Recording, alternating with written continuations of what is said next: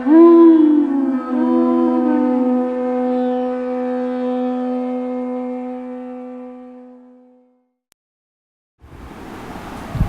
Krishna. All glories to Srila Prabhupada, all glories to the assembled devotees. We always start by hearing the chanting of the Hare Krishna mantra by a pure devotee. And this is the reason why. Prabhupada says in the essay he wrote, the Hare Krishna mantra, Top Yoga System, Chapter 6, when the Hare Krishna is chanted by a pure devotee of the Lord in love, it has the greatest efficiency on hearers. We're the hearers, and as such this chanting should be heard from the lips of a pure devotee of the Lord, so that immediate effects can be achieved. We all want immediate effects from our chanting, otherwise we become bored and we'll go away. So to attain those immediate effects, we should hear the chanting from a pure devotee. And as Prabhupada says, you are reciprocated with immediate effects. And what are those immediate effects? No anxiety, no stress, complete happiness in your heart, free from any material contamination. Because the pure devotee's voice uncontaminates us by his association of the sound. And Swarup Damodar Maharaj, he says, where a pure devotee goes, that place is immediately purified as soon as he is there. And Prabhupada says yes, because Krishna helps. As soon as the pure devotee sings, Krishna immediately comes there, so it becomes Vaikuntha. So we just heard Prabhupada chanting, and now Krishna is here. So we have to develop the eyes to see Krishna, and that comes in due course of time according to our devotion and service and surrender. And that's how Krishna reciprocates. You see, he also reciprocates through our love, devotion, and surrender. So that takes a little time. I even asked Prabhupada in Calcutta one time, how long does it take to become a pure devotee? And he said, at least one lifetime. So at least one lifetime. So anyway, we all are here because we did some pious activity, and we're continuing our road onto Krishna consciousness. In fact, one devotee, he asked about a devotee about liberation. And Prabhupada says, one who's a real devotee, he does not aspire even for liberation. He doesn't want. He simply wants, quote, my Lord Krishna, wherever I may be, it doesn't matter. Please keep me always engaged in your consciousness. That's all. A devotee never aspires that he'll be elevated to the spiritual sky or Vaikuntha. Never mind. Quote, for thousands and thousands of births, I may rot into the hell, but simply I want my Lord, that wherever I may be situated, I may not forget you. See, this is the feelings of a pure devotee, the prayers. Lord Chaitanya teaches this, Jamani, Jamani. Where there is Jamani, Jamani, that means that is not liberation. As soon as you're liberated, you're not supposed to take birth again. But Chaitanya Mahaprabhu says, Jamani, Jamani, he doesn't aspire about liberation. He says, birth after birth, please keep me engaged in your devotional service. That is pure devotion. And that's from a lecture from 1969, very early in London. Then there's another quote, for heaven or hell, it doesn't matter. That is pure devotion. Anya bilasita sunyam, without any desire.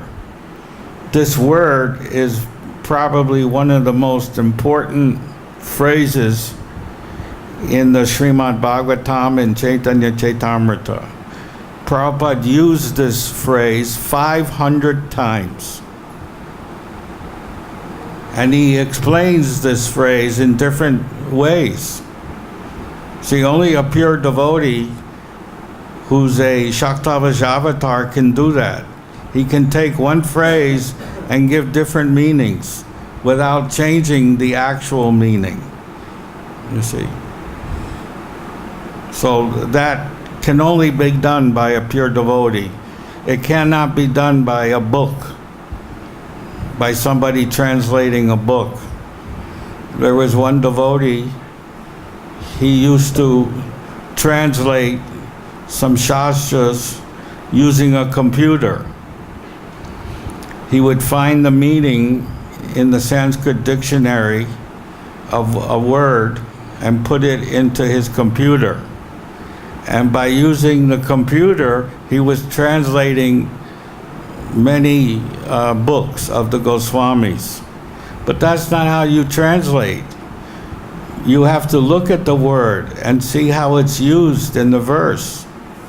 Prabhupada says sometimes it took him 3 days to translate one verse of Bhagavatam. You can't use a computer because the words have different meanings in different places.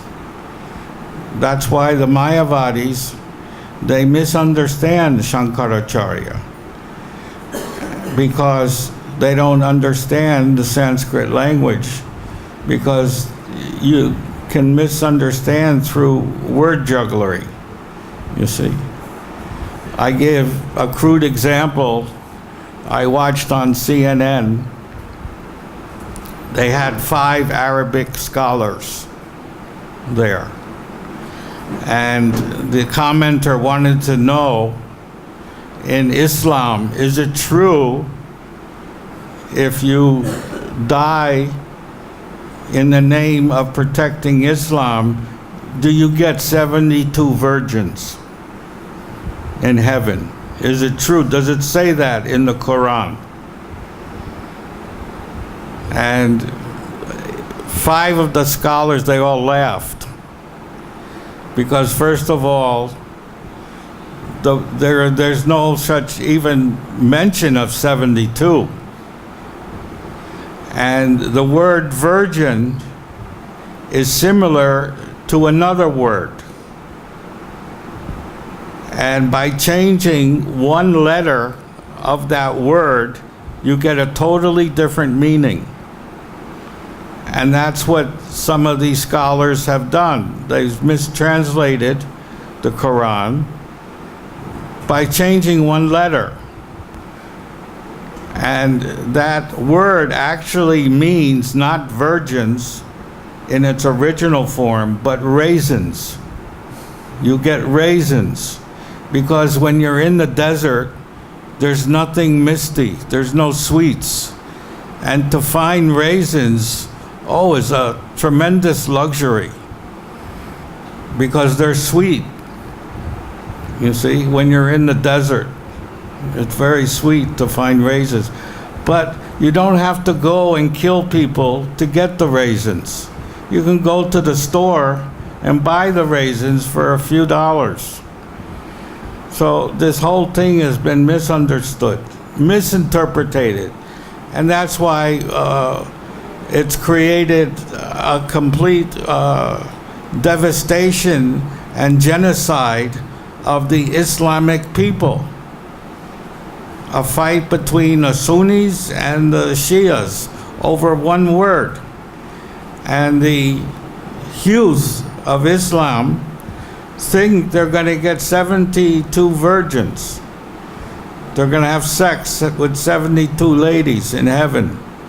So they're prepared to give their life for that, when actually they're only going to get some raisins. So to give your life for raisins is kind of insanity, because you can go to the store and buy them without giving your life and really enjoy them. You can't enjoy them when you're dead. So this is all, that's why Prabhupada said there really isn't any religion in the world. He says that several times.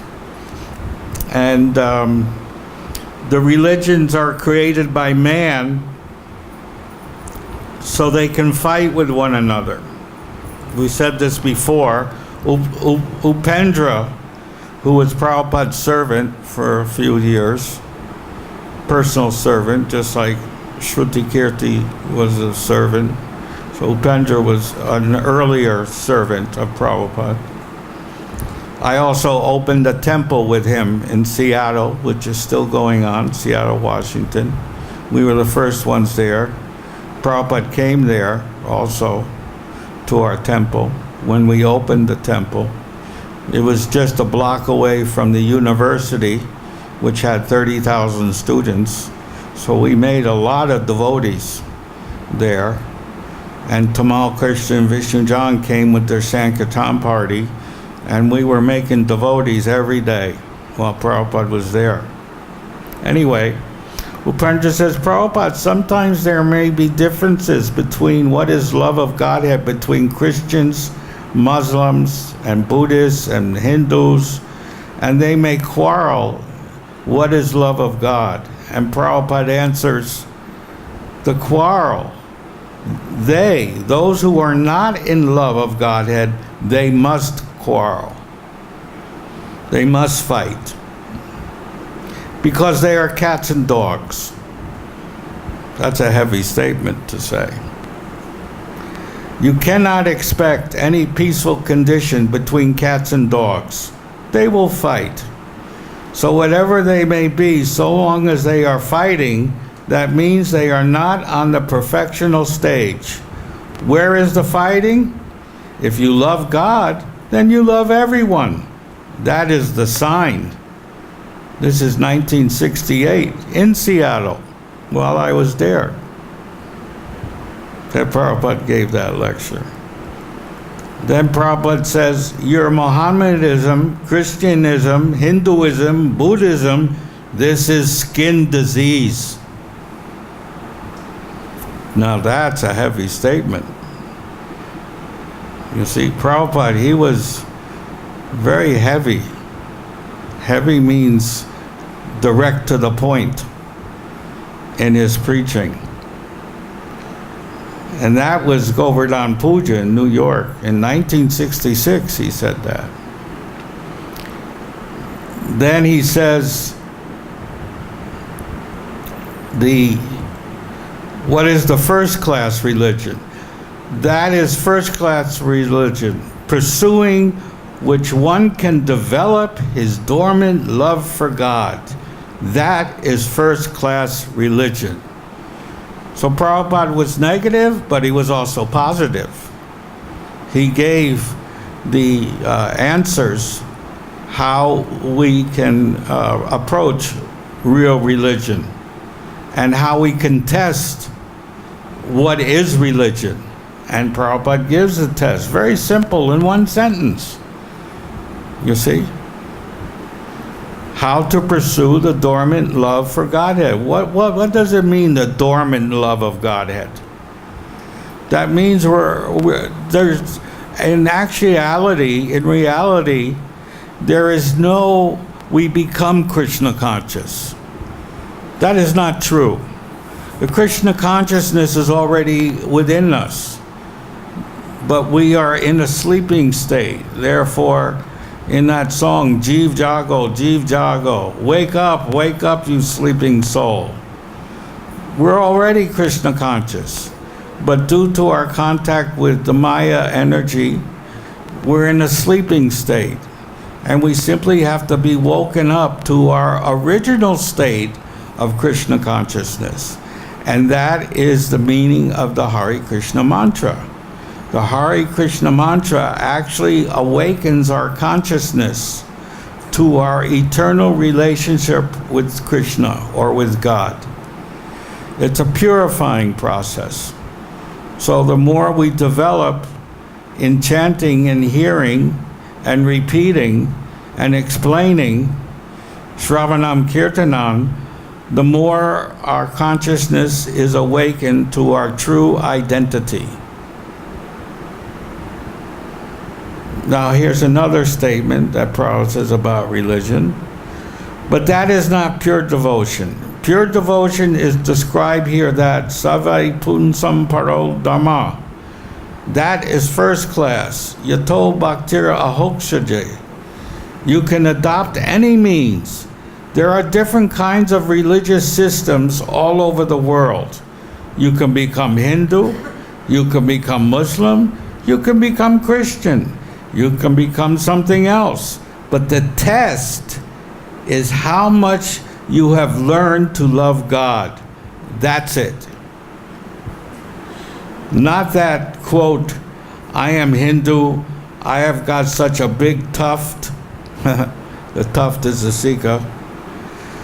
And so much tilak, and I can take baths daily in the Jamuna, in the Ganges, and I'm strictly vegetarian, and so on, and so on, and so on, and so on.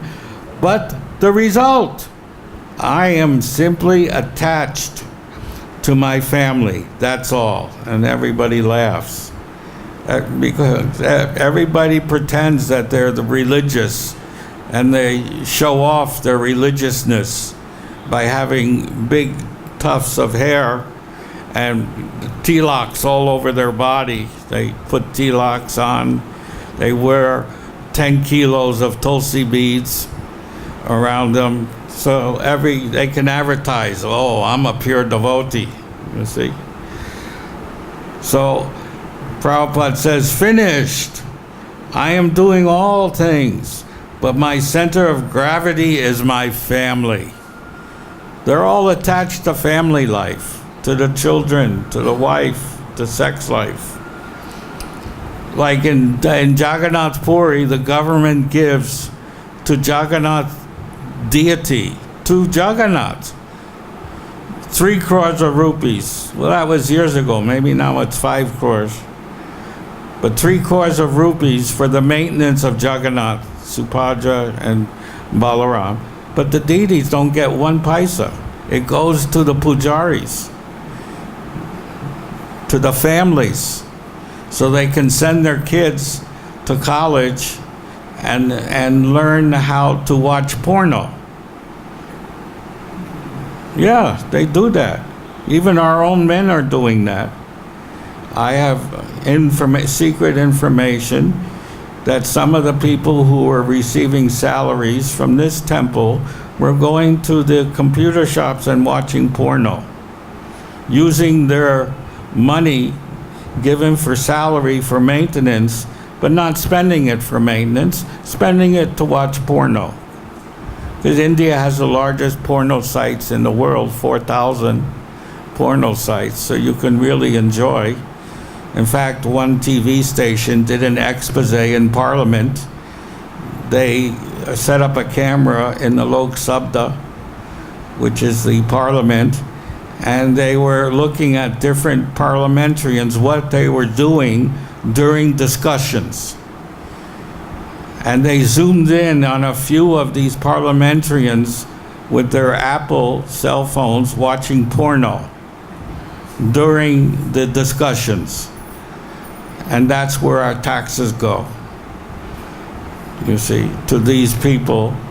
And they get high salaries, many benefits. They don't have to pay electric bill.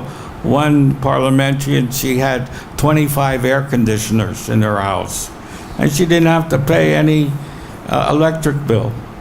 We have to pay for her bill. You see, that's how it works here. I learned that. You see. In fact, the Economic Times said that 60% of the electricity in this state, UP, is stolen, mostly by the politicians and their followers. And we have to pay for that. That's why India has the highest electric charges in all of Asia, because it's all stolen, you see, by the leaders, by the elite. They don't pay anything. Anyway, Prabhupada calls these fakers grihamidis. And again, grihamidis, those who are attached only to the home life. Their happiness is sex, that's all. And in order to protect that sense gratification, they take the Dharma, Artha, Kama, and Moksha. This is in Srimad Bhagavatam, 4th canto. See, Prabhupada not only was heavy in his lectures, but he's heavy in his books, everything. Whatever you call, he said. You see. So that is the actual religion of this age. There are actually no religions, because they're all involved in economic development, in liberation, but no one is developing their relationship with God. They don't know who is God.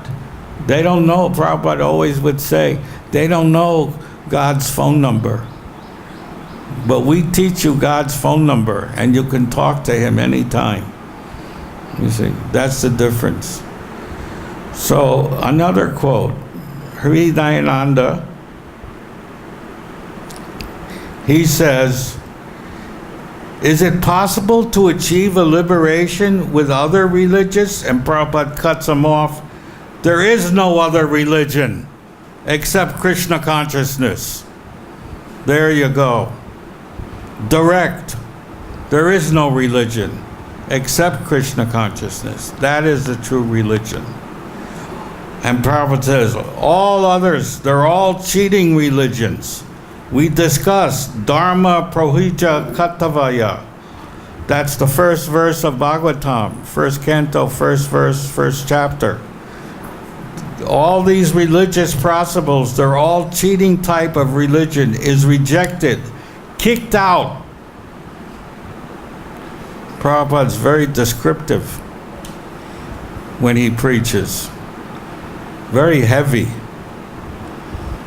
yet very soft as a rose to his devotees. Hridayananda. In other words, until you have arrived here, there was no possibility of liberation for humanity? And Prabhupada says, that you can judge. See, Prabhupada, he never admits his true position. He's very clever. Just like Chaitanya Mahaprabhu never admitted that he is Krishna. Actually, when he was addressed as Krishna, he would close his ears. He never even accepted himself as a devotee. He said, Das Anu Das 100 times. Servant of the servant. You see? In fact, this very same person, Hridayananda, wrote some poetry about devotional service and Lord Chaitanya, and he used the word devotee. And Prabhupada, he sent these poems for Prabhupada's approval. And Prabhupada, wherever he saw the word devotee, he crossed it out and put servant, because Lord Chaitanya never admitted he was a devotee. So that's the feeling of a Vaishnava. He doesn't reveal his actual identity. Bhaktivinoda Thakur, who's the greatest Vaishnava, he wrote 100 books, and he was the district magistrate of his district back then in the early 1900s. To be a district manager, to be the district magistrate was as good as being the governor. It was like being the governor of your district, equal. And he was also the in charge of the Jagannath Puri temple. He had so many responsibilities. And in a dream, Jagannath came to Bhaktivinoda and chastised him. You're not doing enough. You're doing too much other things. You're not doing enough in preaching the glories of Mahaprabhu. So Bhaktivinoda answered the Lord. He said, you send me some help. You send me somebody to help me. And who did he send? One of the greatest acharyas, Bhaktisiddhanta Saraswati Thakur, was sent to help Bhaktivinoda Thakur. It was Bhaktivinoda who excavated the birthplace of Chaitanya Mahaprabhu in Mayapur, but he never built a temple there. That was done by Bhaktisiddhanta Saraswati Thakur. He built the temple there, you see. So it's the duty of the present Acharya to carry out the orders of the previous Acharyas. Not that you invent your own program, you see. You don't invent your own program. You carry out the orders of the previous Acharyas and fulfill the unfulfilled desires of the previous Acharyas. For instance, we have not fulfilled, I can think of one desire right now we have not fulfilled.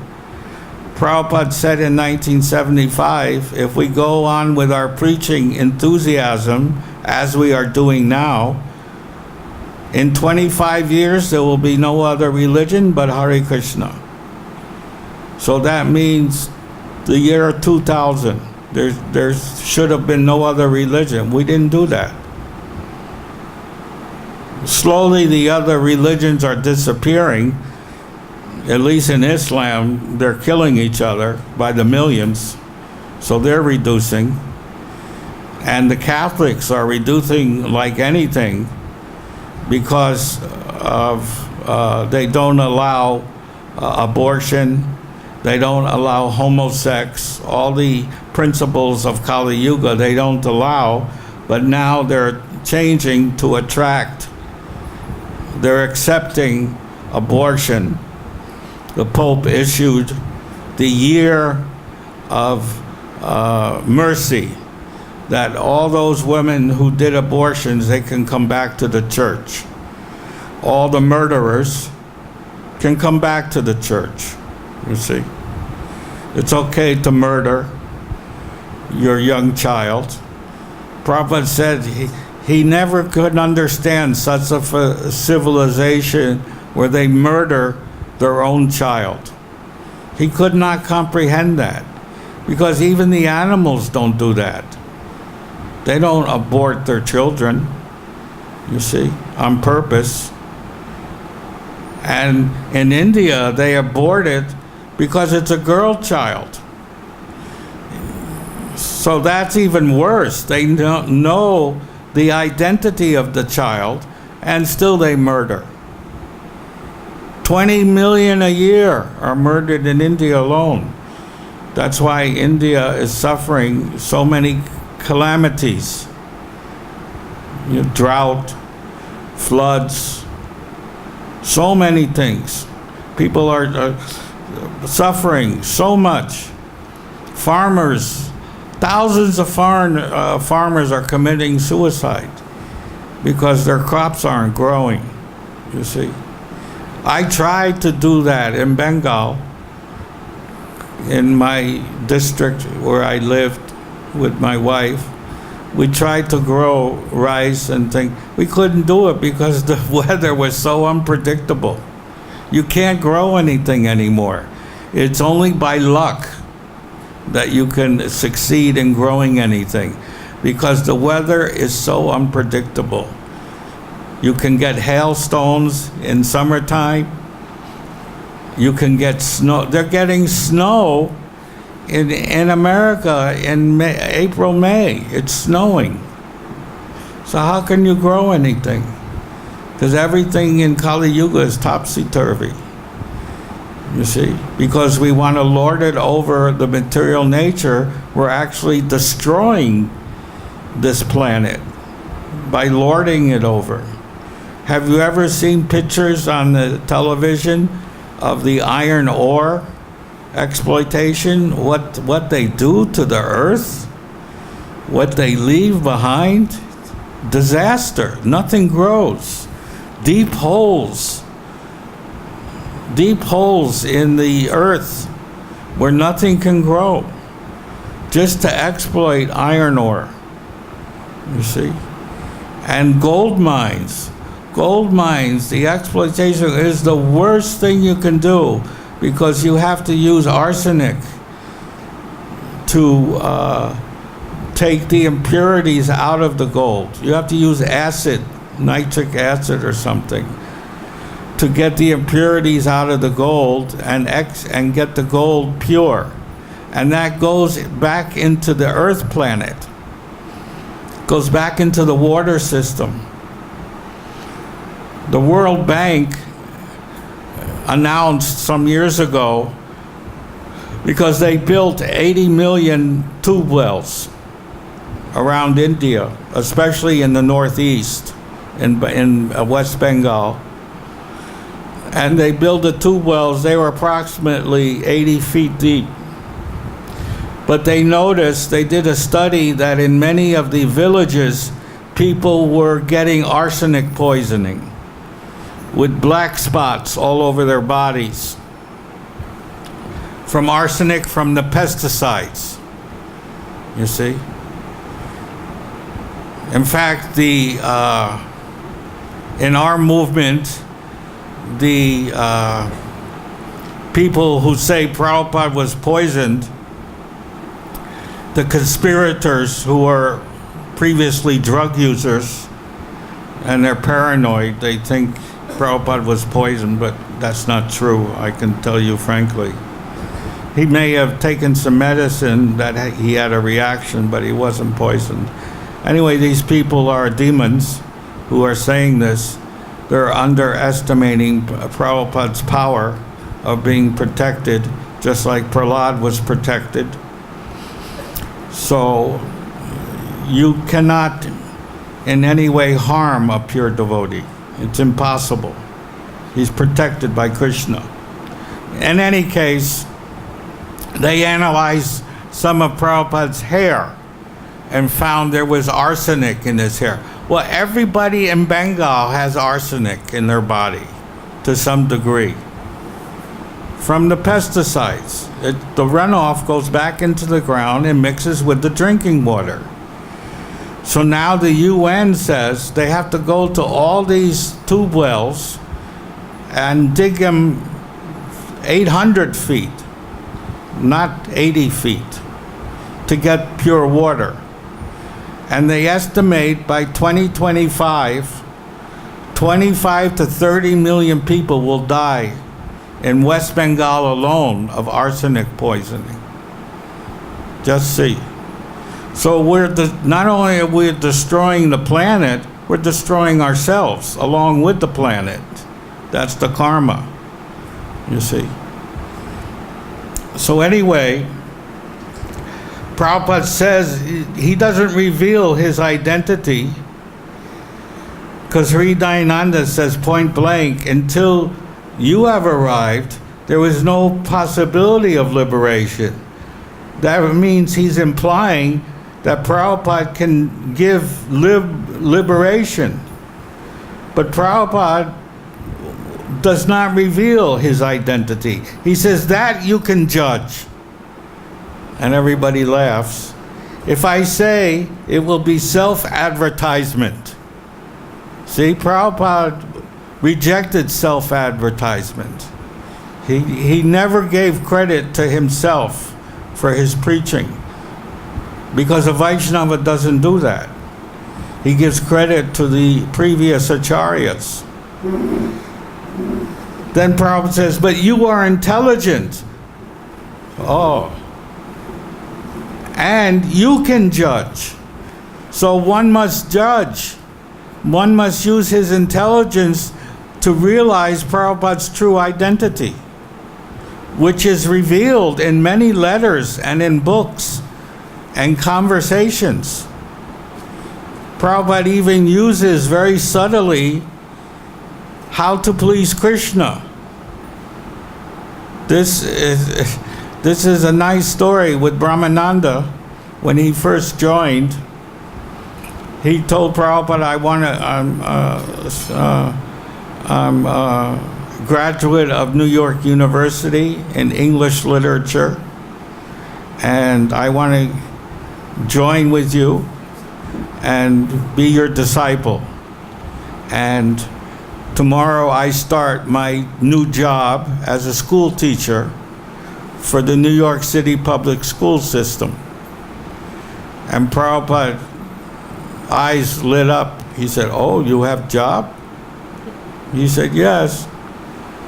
And so Prabhupada preached to him how through your occupational duty you can serve Krishna without changing your occupation by giving the fruits of your labor to Krishna.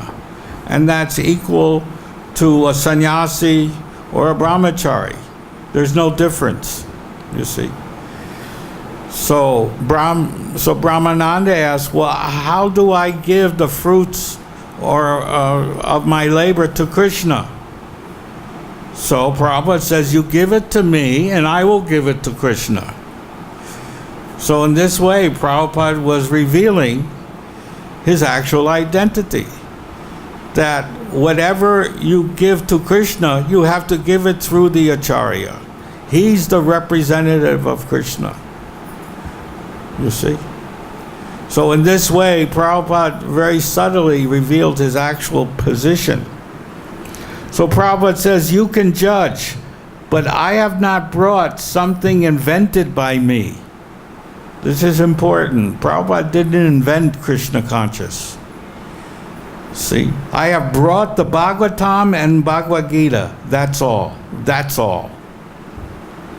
You see, he didn't invent that you buy this mantra for $30. The Maharishi, he used to charge $30, then it went up to $100, and you get a mantra. Oh, he got very rich, you see. Prabhupada said once he met the Maharishi, and the Maharishi was bragging how much money he's making by selling mantras to these foolish foreigners. Because in India, you couldn't get away with that. You couldn't sell a mantra in India. They'll throw stones at you. But in the foreign countries, oh, you can do anything and say anything. Like Rajani says, you can achieve God consciousness through the union of sex. You see? Oh, he got millions of followers. Because everybody wants free sex. They don't want to pay for sex. Usually in the material world, you got to go out and pay for the sex. You got to find a girl, pay her some money, and then satisfy yourself. And even if you're married, you pay for the sex because you got to buy her saris, you got to buy her bangles and gold, lots of gold.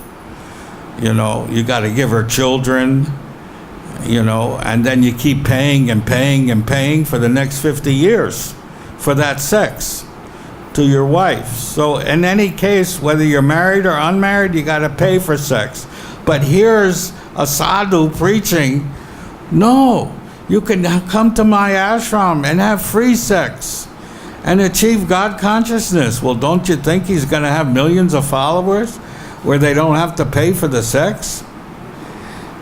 And that's what's going on. He had 23 Rolls Royces. He had so many Rolls Royces, he didn't know which one to drive. He got all excited and anxiety. Which one should I drive today? He actually became more entangled in material life due to wealth, you see. Now, Prabhupada, he also had wealth, but he didn't use it for himself. He used it simply to print books. He didn't use it for his maintenance. We had a separate fund for Prabhupada's maintenance where every temple, there was 108 temples, they would send $20, $30, and that went for his maintenance costs. You see, and then for his airfares, he didn't pay for the airfares. The temples who invited him would pay for the airfares. So he never spent any of his book fund money for himself. The proof of it is in a letter to a sannyasi who wanted to print a book. And Prabhupada said, yes, you can print a book, but you have to do what I do. And Prabhupada listed the conditions of that sannyasi printing a book. He said, you have to give all the money to the BBT. You cannot keep any money for yourself. And you cannot even sell the book because you're a sannyasi and you cannot engage in trade or business. So, the sannyasi, he wanted the money. He wanted the prestige. So, of course, he didn't write the book because there's too many conditions. But now we see so many sannyasis are writing books and keeping the money. They're not giving it to BBT, but Prabhupada gave the order. Any sannyasi who writes a book has got to give all the money to BBT, and the BBT can keep the money in the name in his account. So if the sannyasi needed money for preaching, he could withdraw that money for preaching purposes, not for maintenance. Not for making golden bathrooms, like some of them did. They put solid gold fixtures in their bathrooms where you do your shit. Can you imagine that? The place where you shit, you spend Krishna's money on golden. Instead of giving gold to Krishna, you give it to your behind. Can you imagine that? This was going on. You see? Complete lack of respect for Prabhupada's teachings, you see. So this was going on. So many things were going on. Anyway, this answers a lot of questions about liberation and about what real religion is. The next, I have two questions which were very nice questions. Prabhupada was having a visitor who was a very famous sculptor in England. And you know, artists, whether they're painters or sculptors, they always think in their mind that they're doing this for God. They always say that. They say, my talent is God-given, therefore I'm doing this sculpture or this painting for gods. You know, they want to show they're not doing it for themselves, they're doing it for God. So Shamsunda, in front of the sculpture, he asked a question. And the first question he asked is, Shamsunda, what if there's some desire to make something beautiful to give to Krishna? Like an artist wants to make a sculpture or a painting, and he wants to do it for God or Krishna. What is the answer to that? What does Prabhupada say about that? Do you know? Well, Prabhupada says, he answers it right here. He said, Prabhupada, well, Krishna will accept not from any ordinary man unless you are devotee. If you think that I shall do something for Krishna without having any relationship with Krishna, how Krishna will accept it? Krishna accepts only from the devotee. He does not accept anything from anyone else because he's not in want of anything. See, very intelligent answer. You see? It really cuts down the ego of these artists who think they're doing it for God. You know, you see all over the world these great magnificent sculptures and paintings. You know, how many of you have been to the Louvre? What's it called, the Louvre in Paris? Am I saying it properly? Louvre. Say it. Okay. I was there. I visited there on one of my honeymoons. I had a couple of them.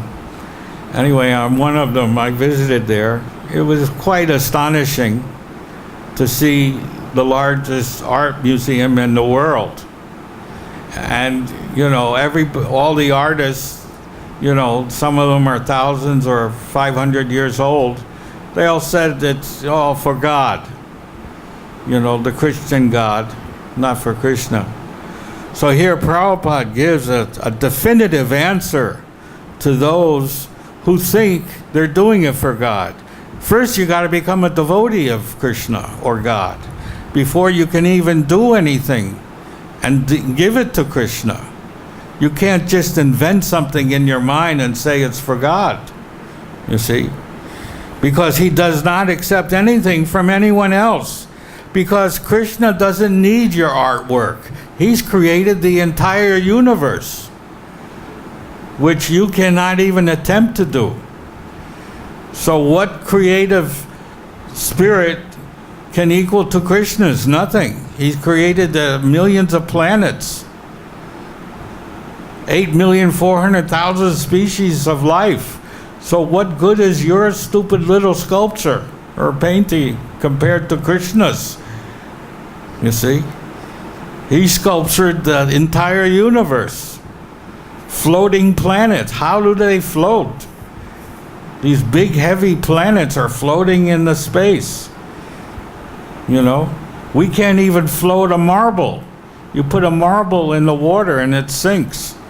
And Krishna is putting these huge planets in the sky and they're floating. And nobody can explain why. You see? So he's not in want of your artwork. Simply, he's in want of your devotion and surrender, because we are part and parcel. We have to do it, you see. So Prabhupada, he says he's not in want. He's complete in himself. But when the devotee gives him with love and faith, he accepts. Just like our artists. They were painting, they didn't get paid. Well, later on, some of them did. And then Prabhupada dissolved the art department and the Sanskrit department, and they were getting paid $5,000 a month back in the 70s. That's like $50,000 a month. But Prabhupada dissolved it, and the money that was saved from the art department and the Sanskrit department, he used to start the Bhakti-Vedanta Institute with Swarup Damodar.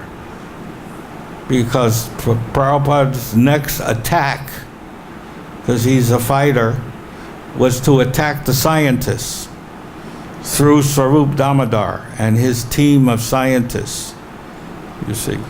So he wanted to finance that institute, the Bhakti-Vedanta Institute. So, but when a devotee gives him with love and faith, he accepts. All right, thank you. You see, that is another thing. Otherwise, he doesn't require, you see, he doesn't accept anything. He doesn't require anything from you. What beautiful thing you can give to Krishna. He can create 1,000 times beautiful thing than you. What power you have got. Why should you desire like that? But if you are a devotee, either it is beautiful or ugly, it doesn't matter. If you give to Krishna in good faith, he'll accept it. It doesn't matter. That was in a room conversation. This sculpture was David Wayne, July 9th, 1973. I could think of a very nice story Well, actually, Brahmananda told me the story. I don't think I was there at the time in New York. But Jodharani had painted a picture of Radha and Krishna. And Krishna was painted in a side view.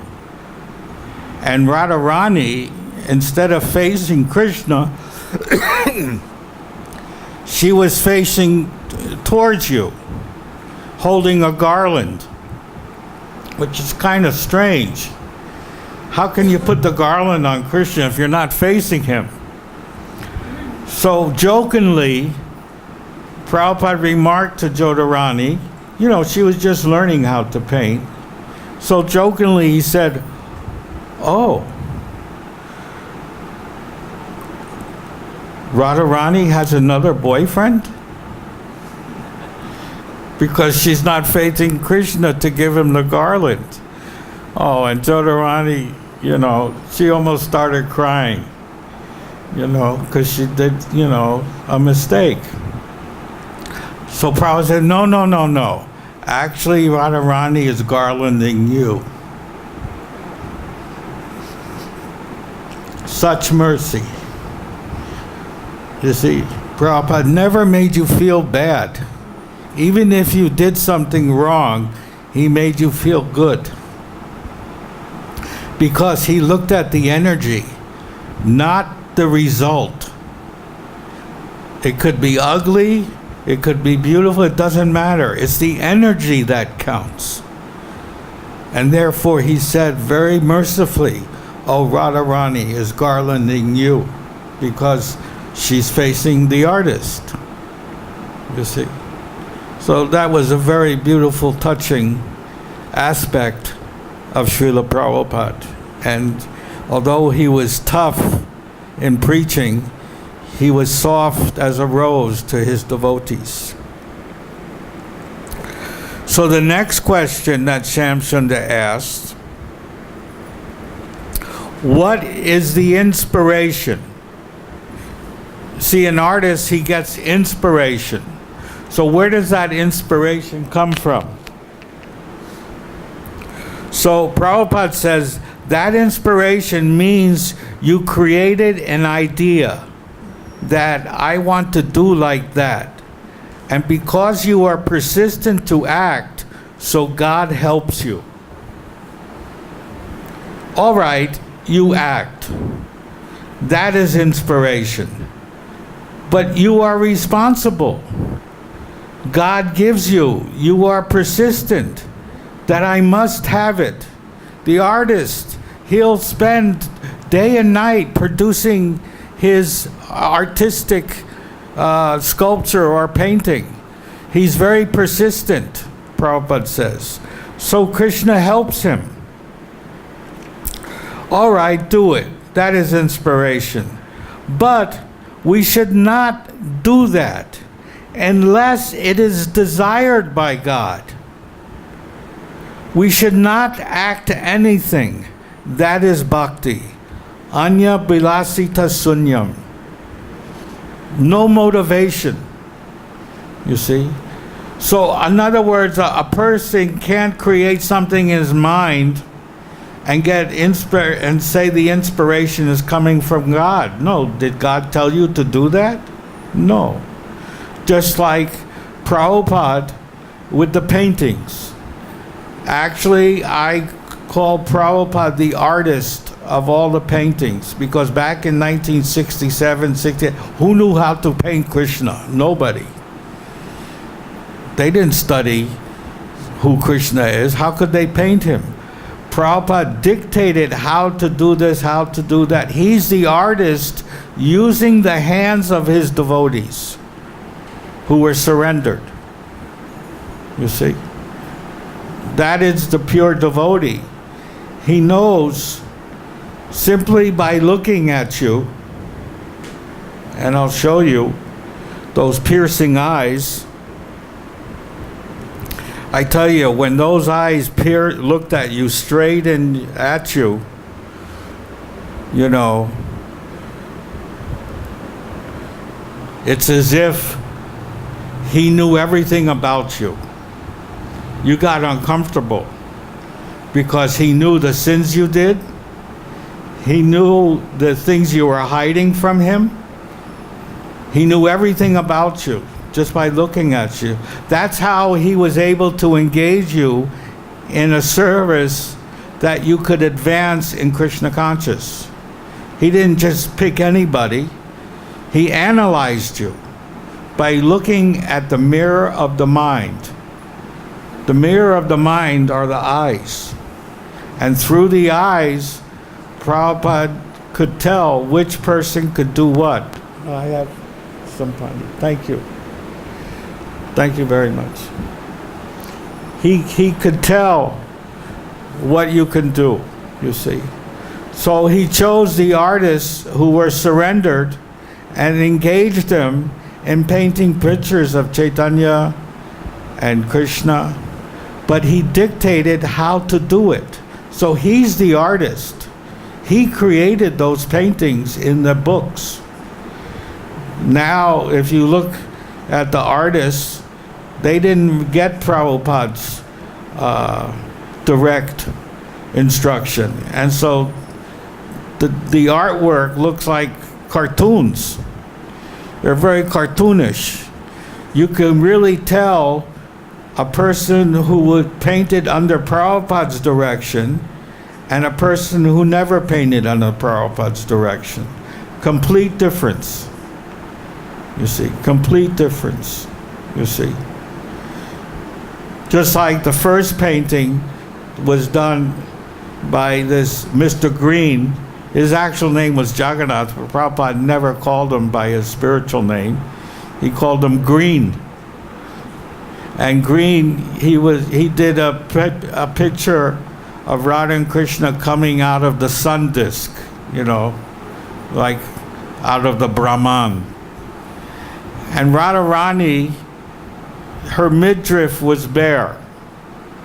She was showing her midriff, and Prabhupada, private, he didn't tell him directly. He said, Radharani looks like a prostitute. He didn't like that painting.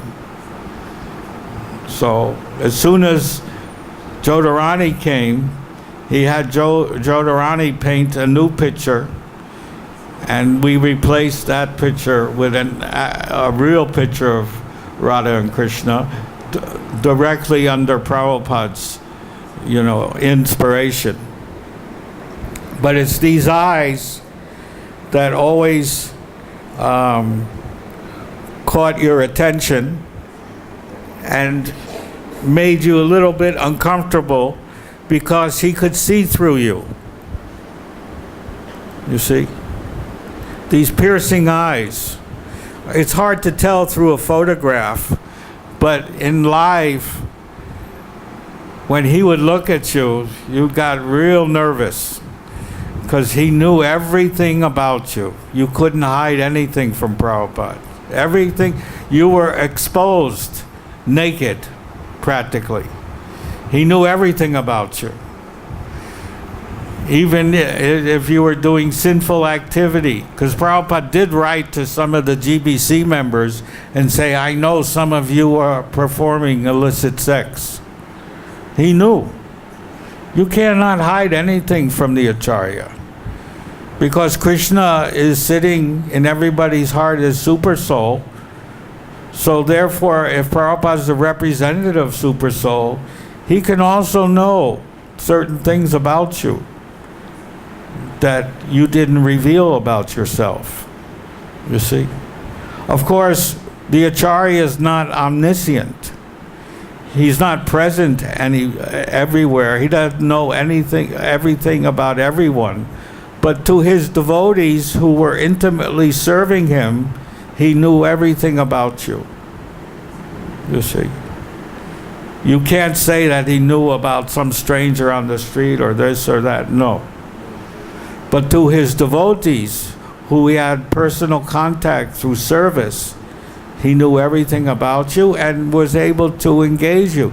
I was 18 years old. I was uneducated, but Prabhupada could see I had a business acumen. I could do business. It was in my blood, you see. I didn't have to be taught how to do business. So he could see that. And Prabhupada would always ask me if I needed money to start a business, but I always refused. I started Spiritual Sky, which actually helped the movement expand from storefront to buying properties. It was the first agarbatis in America manufactured, but mostly we didn't do Indian type of flower agarbatis. We did a lot of fruit agarbatis, like cinnamon and strawberry and cherry and pineapple and coconut and tangerine and orange, all kinds of fruits. And we also did sandalwood and rose and jasmine, you know. We had about 25 different scents. And our motto was, Krishna makes the best sense, which means it can have two meanings, S-E-N-S-E or S-C-E-N-T-S. Krishna makes the best sense. So Spiritual Sky increased book distribution because it was very difficult to distribute books in the 60s when you're wearing bed sheets. You see, nobody ever saw someone wearing a bed sheet, because that's what they call the dhotis, the Westerners, bed sheets. So it was very difficult. And then you give them a magazine with a four-armed lady on there, who's not a lady but is Krishna, but they didn't know. They thought it was some lady. So they didn't want to buy the magazine. But when you put a pack of incense with the magazine, and the incense had a little hole in the package, and they could smell the strawberry, they would buy it right away. So, and they would pay big, $10, $20, when the incense cost us 50 cents. And I had to tell, Prabhupada where I got the sticks to make the incense, because India makes the sticks. But in those days, you couldn't get sticks from India. The only place you could get the sticks from was from China, because they made fireworks, and you would use punks. They called them punks. You would light, it looked like a stick of incense. You would light it and use it to light fireworks. So I would buy these from China, from Hong Kong.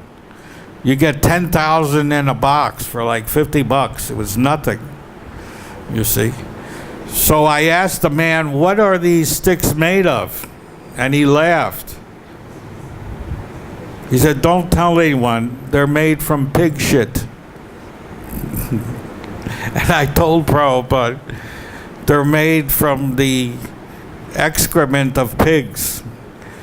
So he said, that's okay, we offer it to Krishna, it becomes purified.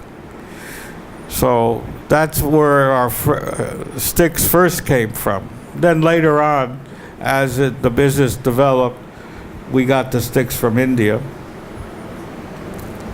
Anyway, that's another story.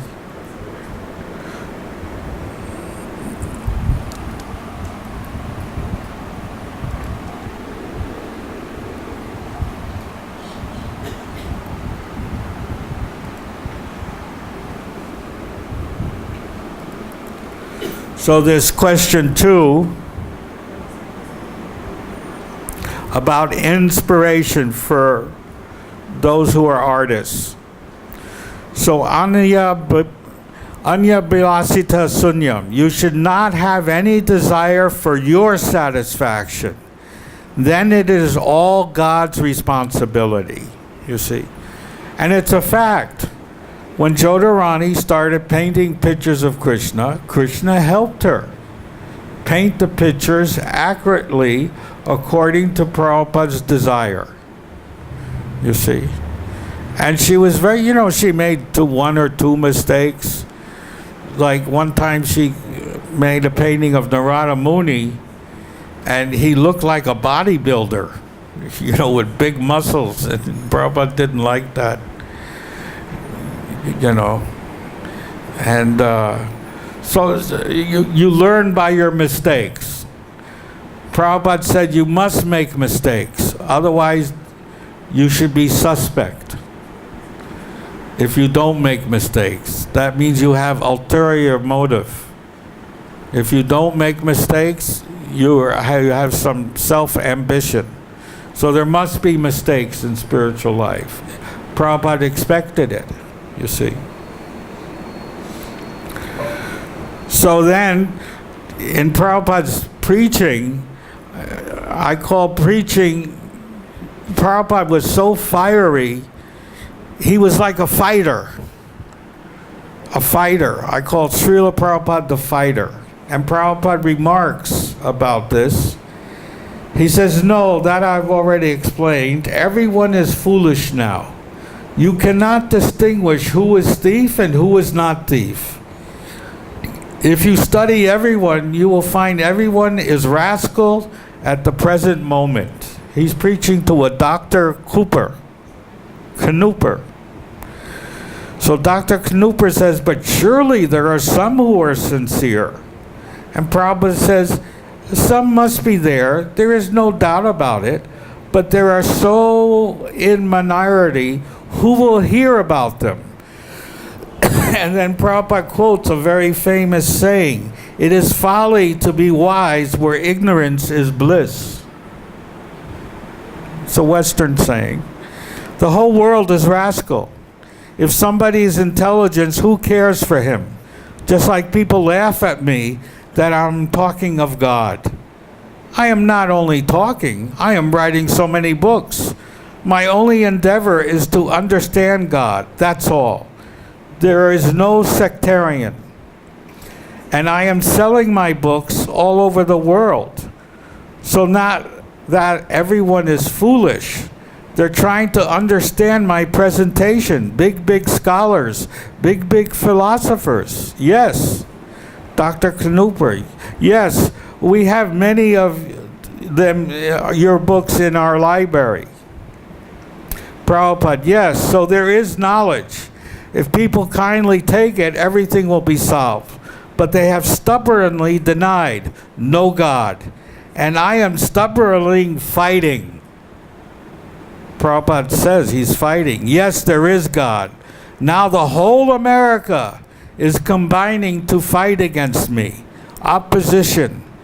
This man is brainwashing, controlling the mind, and our children are being kidnapped. Yeah, there was a time during the late 60s and 70s that so many young people were joining Prabhupada that they thought Prabhupada was brainwashing them.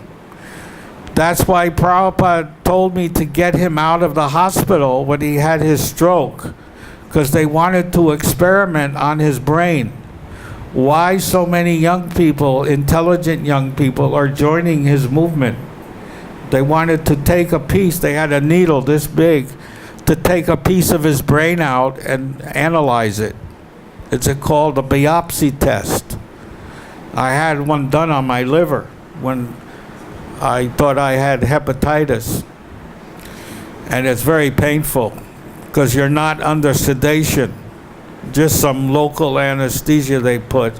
And then they jab you with a big, and then pull. You could feel your liver snapping because they pull a piece of your liver out and analyze it for disease. So you imagine they were going to do that to Prabhupada's head. So I had to stop him and bring him back to his room and then call for Brahmananda to bring the car and take him out of the hospital. So Prabhupada, he's a fighter. Yes, there is God. So then a new type of psychologist was invented because of Prabhupada. They were called the deprogrammers. They thought, the mothers and fathers thought we were brainwashing and kidnapping their daughters and sons. So they would hire deprogrammers to kidnap their sons and daughters from the temple and rent a hotel room for a few days or a week, depending, and bring in hamburgers and steaks. And they say, don't you like this? This is good for you. And they would psychologically turn that devotee back into a karmi. This was going on. The deprogrammers, they were very dangerous. They would kidnap our devotees and turn them back into karmis by giving them meat and even sex. They would hire prostitutes to come and give the male sex, oral sex, any sex you wanted, free. And many of the persons fell down because of this. So Prabhupada says, he said, the whole America is combining to fight against me. Opposition.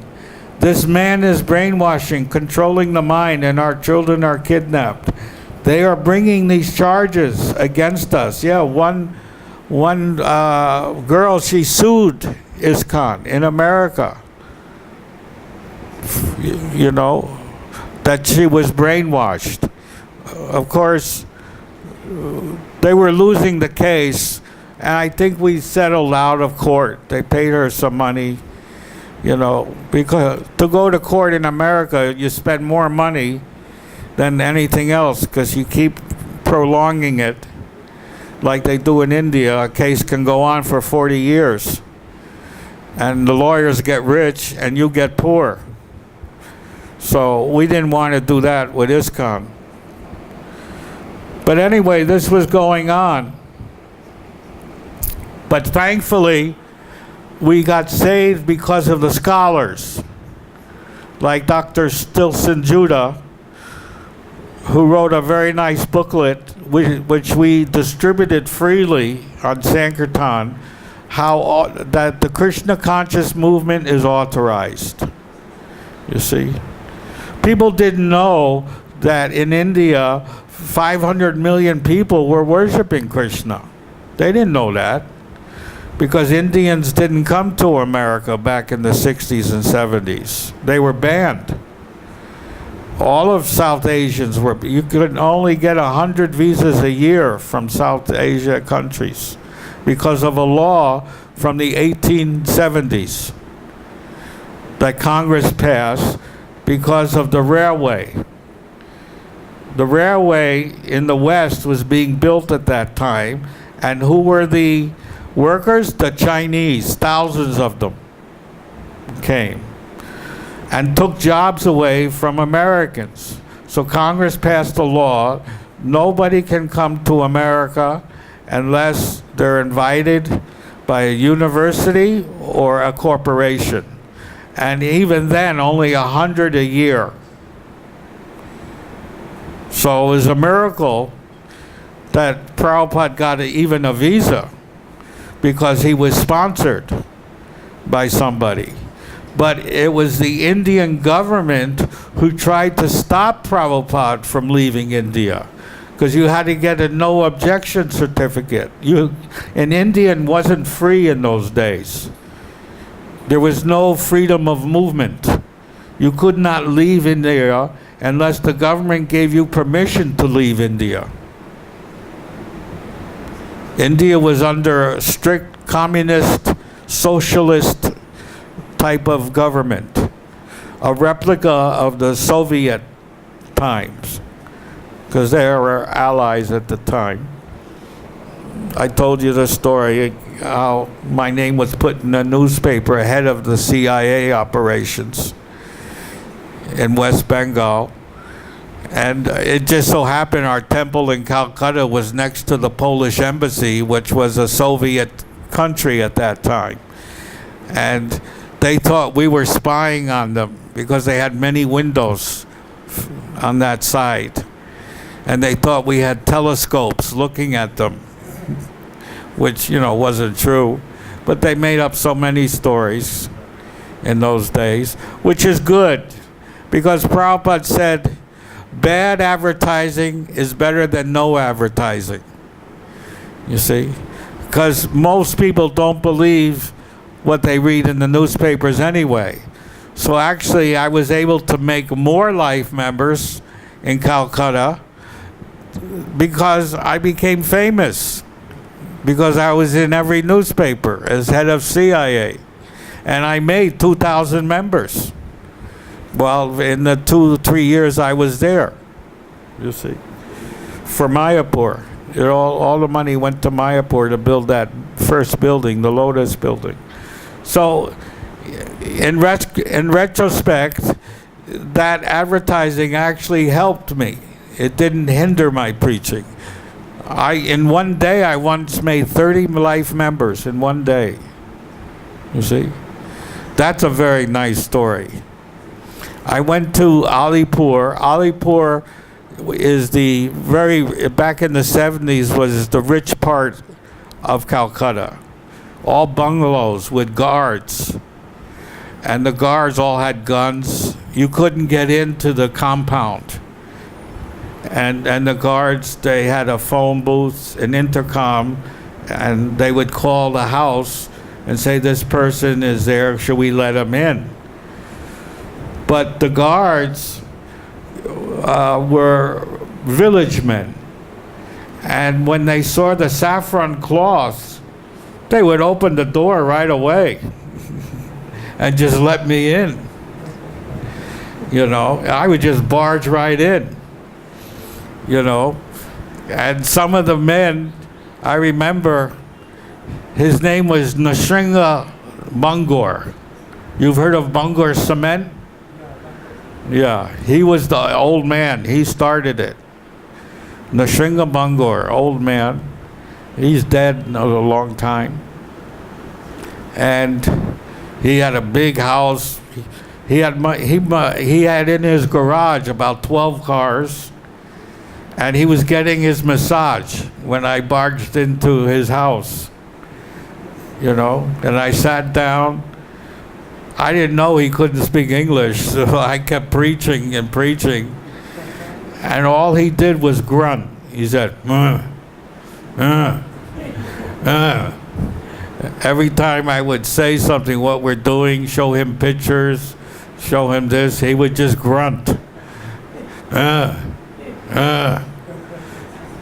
And then he said something in Hindi, and the man came with the cash, 1,100 rupees, and gave it to me, and he became a member. You know? So that's how I was trying to be like Prabhupada, fearless in preaching, because you had to be in those days.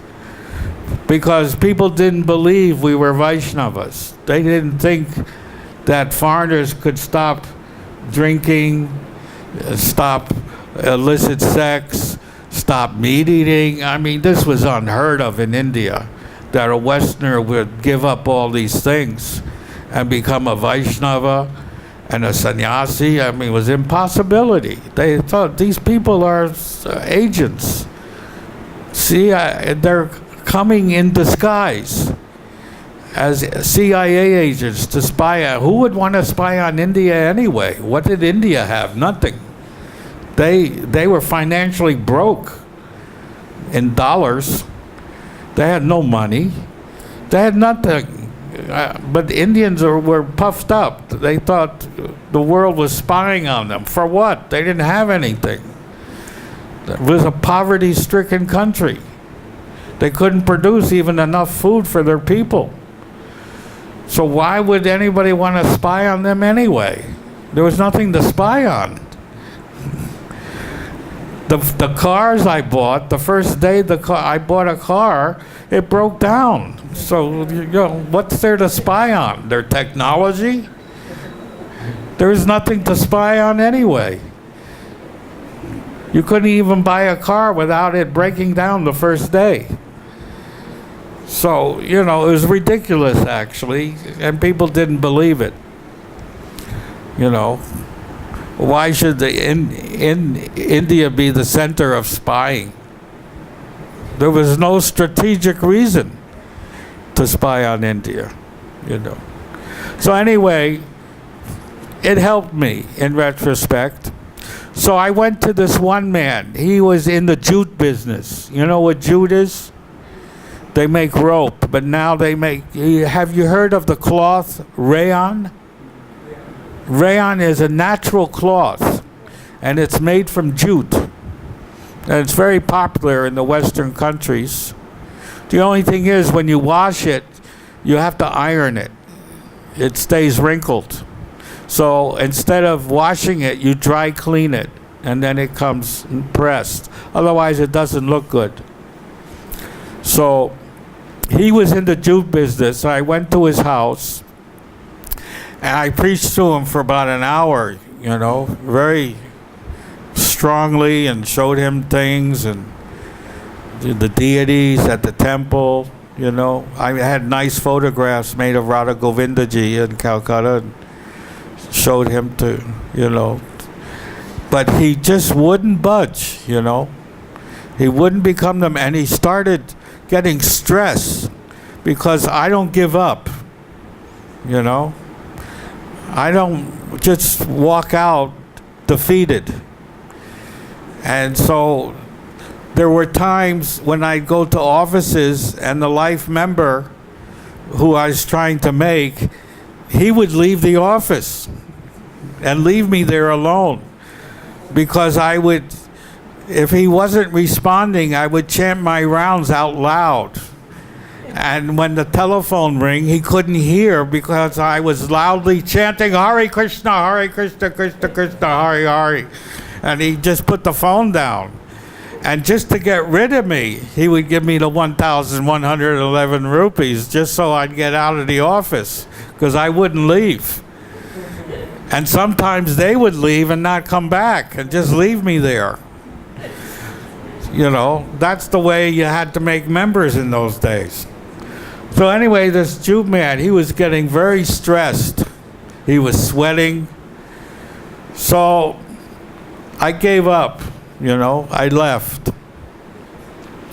Went back to the temple. I used to come back I leave about 10 o'clock in the morning, come back at 8 or 9. I wouldn't eat all day long. I would eat when I came back. Shanti Lal, who was my cook, he was a cook given to me by one of the Birla families. Brahmin cook, very pukka Brahmin cook. Prabhupada liked him. He used to eat his cooking all the time. So he would cook me something in the evening time. So anyway, it's about, I'm ready to go to sleep. It's 9:30, 10 o'clock, and the phone rings. And I said, who's calling at 10 o'clock at night? You know, I answer. It's the family that I just, from the man he had a heart attack. He was so stressed, and they wanted me to come and bless him so he wouldn't die. They said, you must come. You know, they called me Swamiji, you must come and do something. Otherwise, he's very sorry, you know, in treating you this way. And they described it like he was being punished by God because he treated a sannyasi without any respect. So they wanted me to come and give him blessings. I said, oh boy, okay, I'll come. So I asked Achutananda, who was there. He could speak Hindi, and he knew a lot of Sanskrit, because I'm very poor in Sanskrit. So you know, his nickname was Toodles. You know, we all had nicknames in those days. And so his name, you know, they used to call me Gargles. Gargles was my nickname. So his nickname was Toodles. I said, Toodles, you got to help me. You got to come with me and say some kind of prayers and bless him, because I can't do it.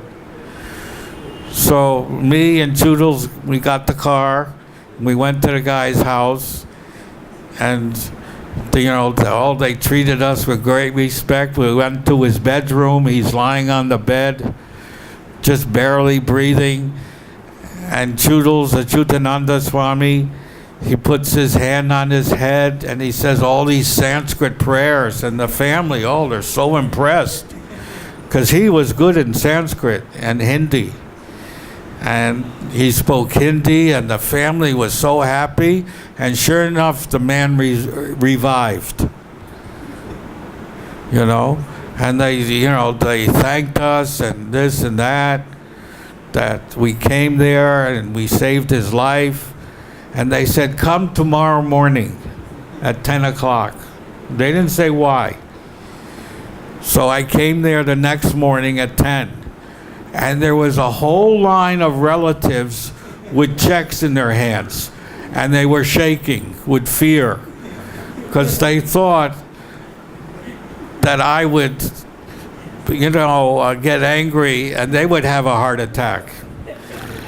So all of the aunt, the uncles, the cousins, the whole families are there with checks, and they were shaking. And they gave me, I got 30 checks, 1,111 rupees, and gave them books and publications and everything. And anyway, that's how I made 30 members, and it was all Prabhupada's mercy, because we were building the Mayapur building, and I was the only collector for Mayapur at that time. I think I paid for about 3/4 of that building, and Guru Kripa helped with the balance from Japan.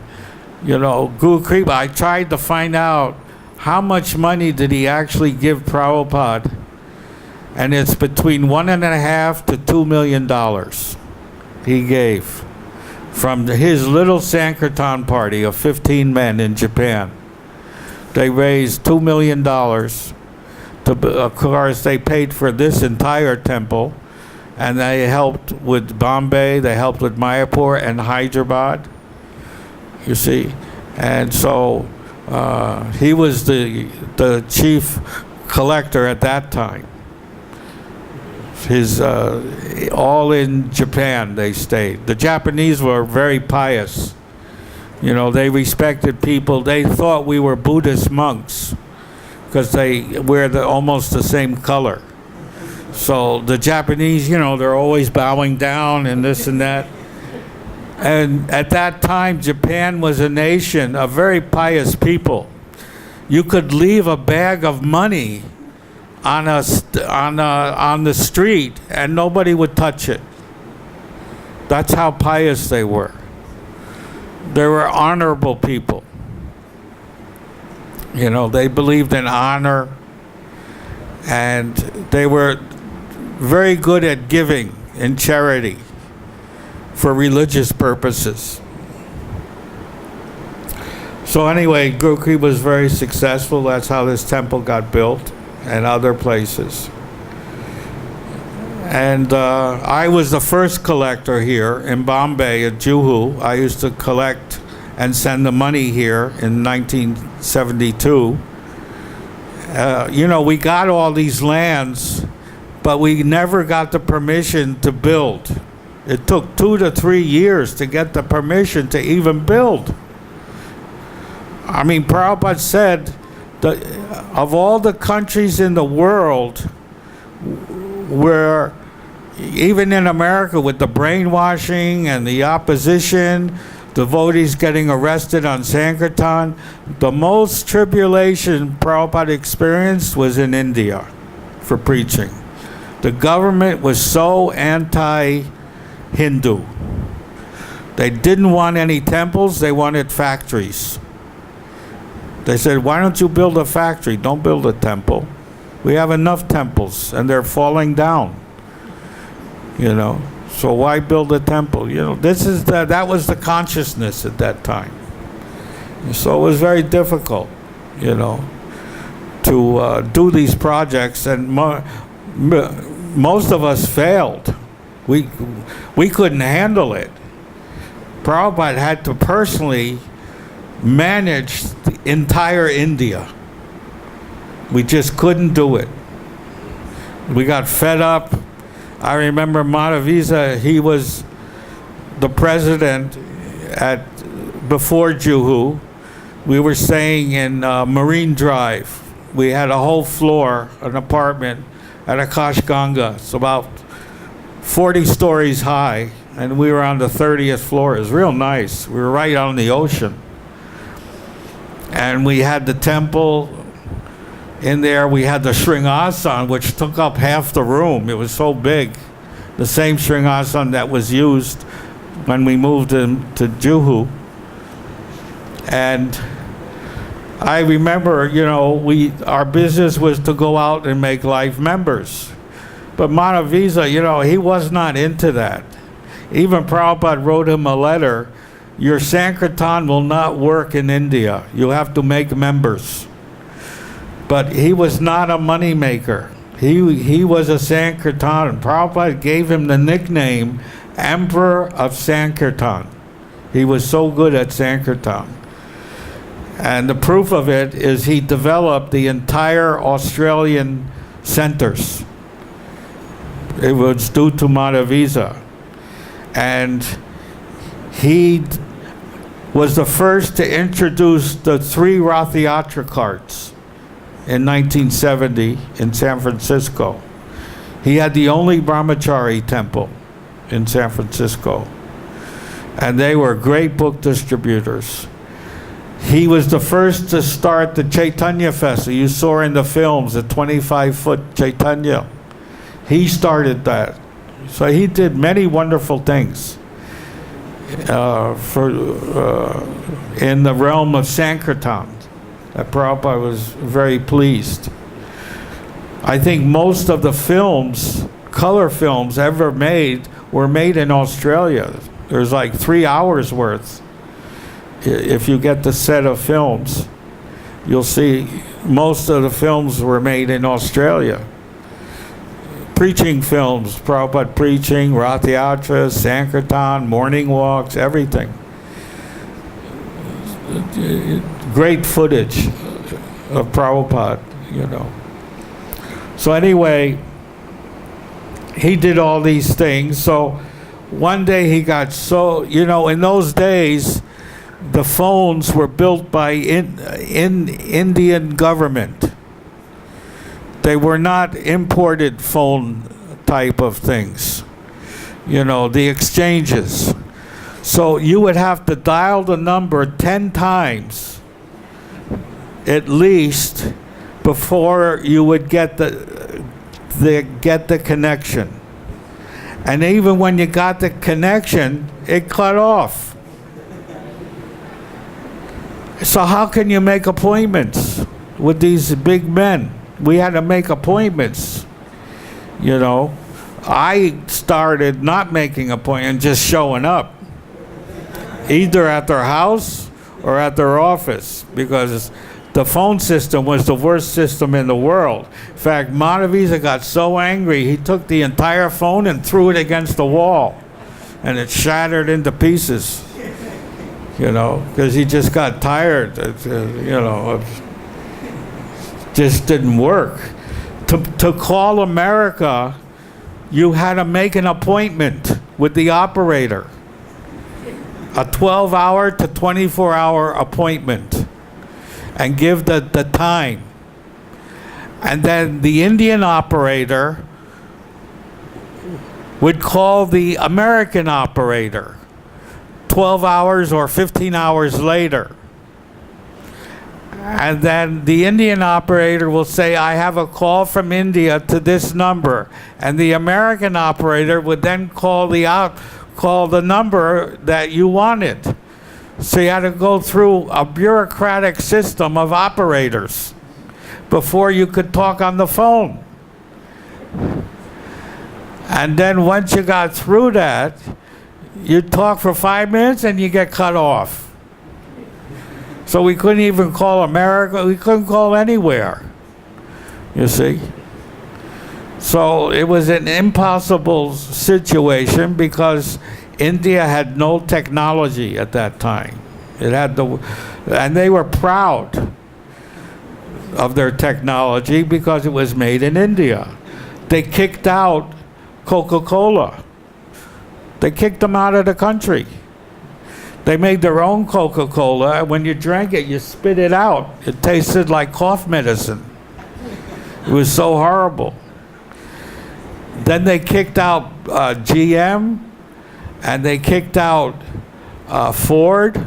They kicked out all the multinationals, and they started making their own cars, which were the Ambassador. The Ambassador is a 1940s model. You know, now they stopped making them. They closed the factory now because nobody was buying them. But that was the only family car being made. And the Renault, they made those cars, the taxis, you've seen them in Bombay. Those taxis are 40, 50 years old, you know.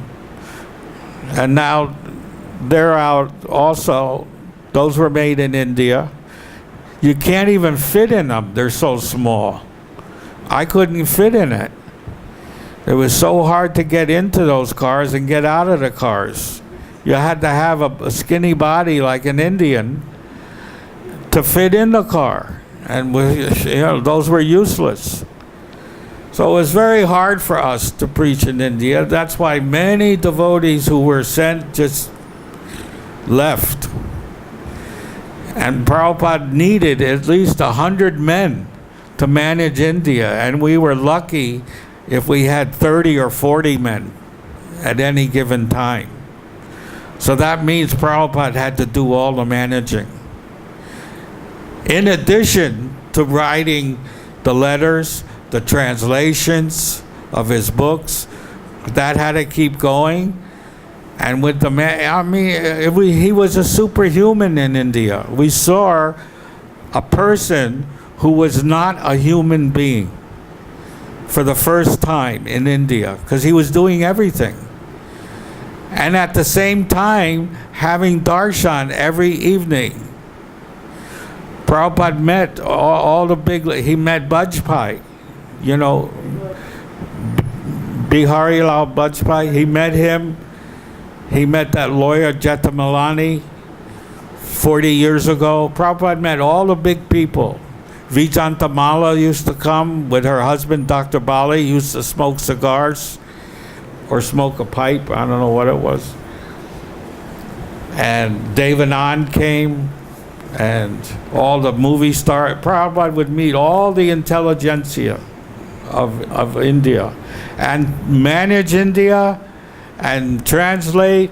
I mean, it was impossible. How could he do these things? It was impossible, humanly impossible. You had to be a superhuman to do these things. I know, I was here. We looked at Prabhupada with awe and reverence because we saw that he was not an ordinary person to do all these things, and he's in his middle 70s. You know, this is 1973, 74, you know, 70. Prabhupada was over 70 years old and doing all this work, and yet keeping a clear consciousness to do the translation work. Plus, he would attend every class and give the classes. I mean, how could he do? He was not human. He was superhuman. He acted as a real Shaktavash avatar with unlimited energy. Even the American newspapers, they never described Prabhupada as an old man. They would say a 74-year-old young man or a 72-year-old young man. They never described him as an old man because he had so much energy. And during interviews with the press, he was so animated and vibrant and full of strength and direct and answering questions, you see. So this is the power of Srila Prabhupada in those days. So another, this is an interesting, sometimes Prabhupada was very funny in his preaching. He talks about Ujjavrata Ekadasi. What's that? You fast from water? Huh? Yeah. So there's a conversation. It's real funny. Gurudas, they want to know about Ujavrata. And Prabhupada says, huh? And Gurudas says, he wants you to describe what it is, devotee, and how should we observe it. So Prabhupada says, Ujavrata, you chant Hare Krishna 24 hours, 1 month. That's all. Everybody laughs. Yeah, and Gurudas says, Hare Krishna, Krishna. And Prabhupada said, yes, don't sleep and don't eat. This is Ujavrata. Can you execute? And the devotee says, I don't know. And everybody laughs. And Prabhupada says, yes. See? Prabhupada knew we couldn't do it, so why ask about it? You know? So, he was also very funny. This was in Vrindavan in 1972. There's another nice thing. With a conversation with me and Tamal and Prabhupada, it's called Prabhupada Will Never Die. So Gargamuni, he says, any name we have in India, any good name we have is due to you. I said.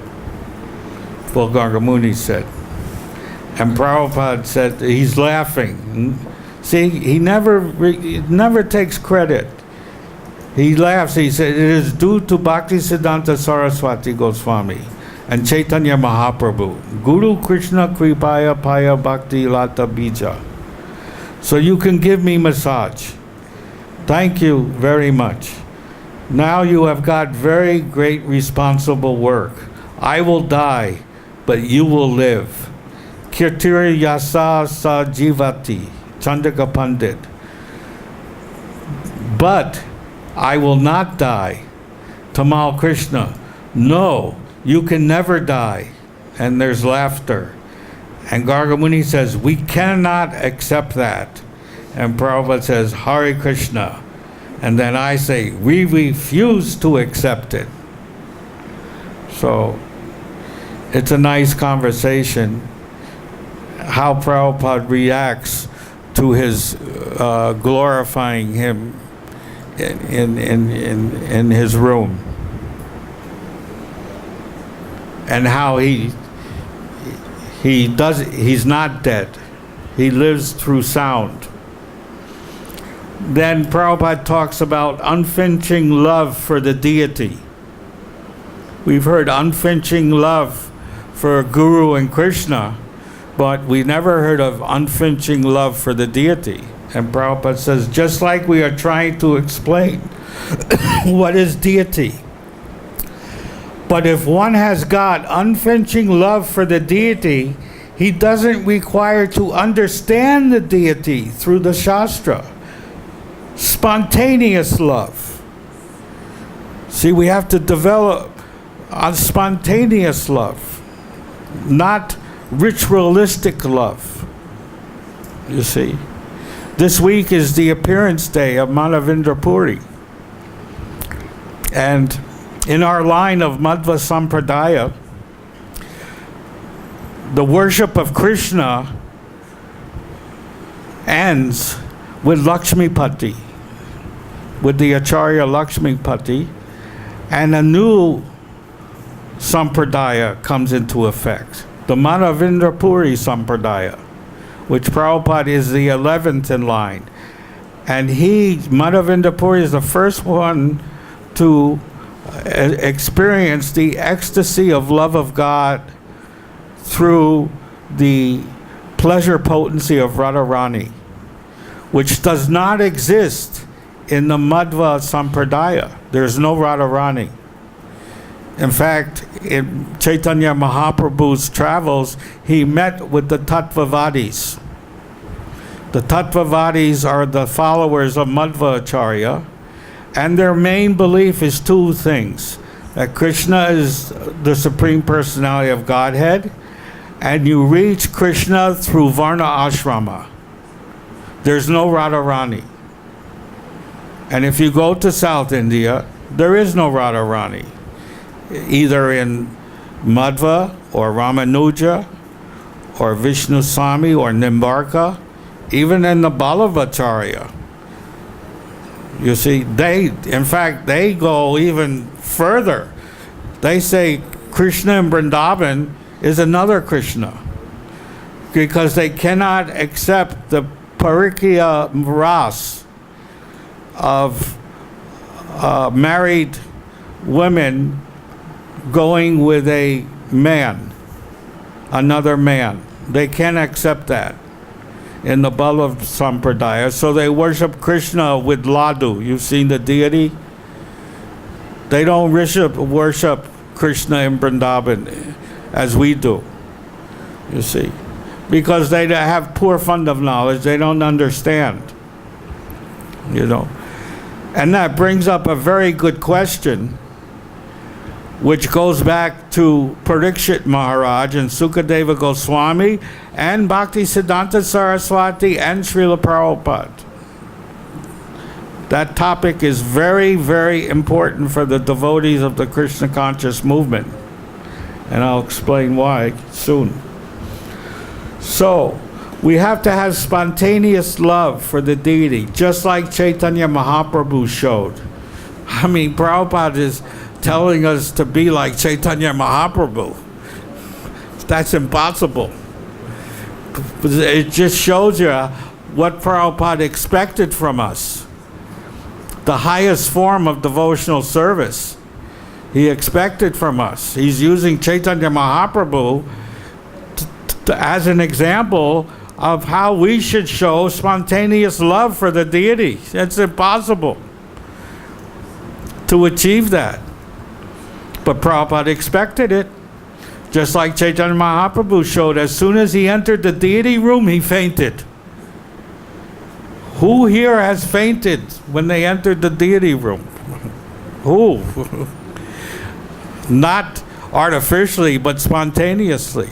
That's a very high stage of devotional service. But Prabhupada expected this. He's the Rasic Guru, not this Narayan Maharaj who tells everybody, I'm the Rasic Guru. I will tell you things your Prabhupada never told you, he said. Prabhupada told us everything. Everything. This is 1972 when he told us this. Spontaneous love for the deity. Who says he's not the Rasic Guru? This is a nonsense. These people who say this are demons. I'll say it right to the face. You are a demon. You're minimizing the Acharya by saying these things. I have nothing to lose or gain or fear. You're a nonsense, and you will go to hell, the royal road to hell, by insinuating that Prabhupada is not the Rasic Guru. He gave us the Krishna book, the entire 10th canto, in 1970, in the early stages of the movement.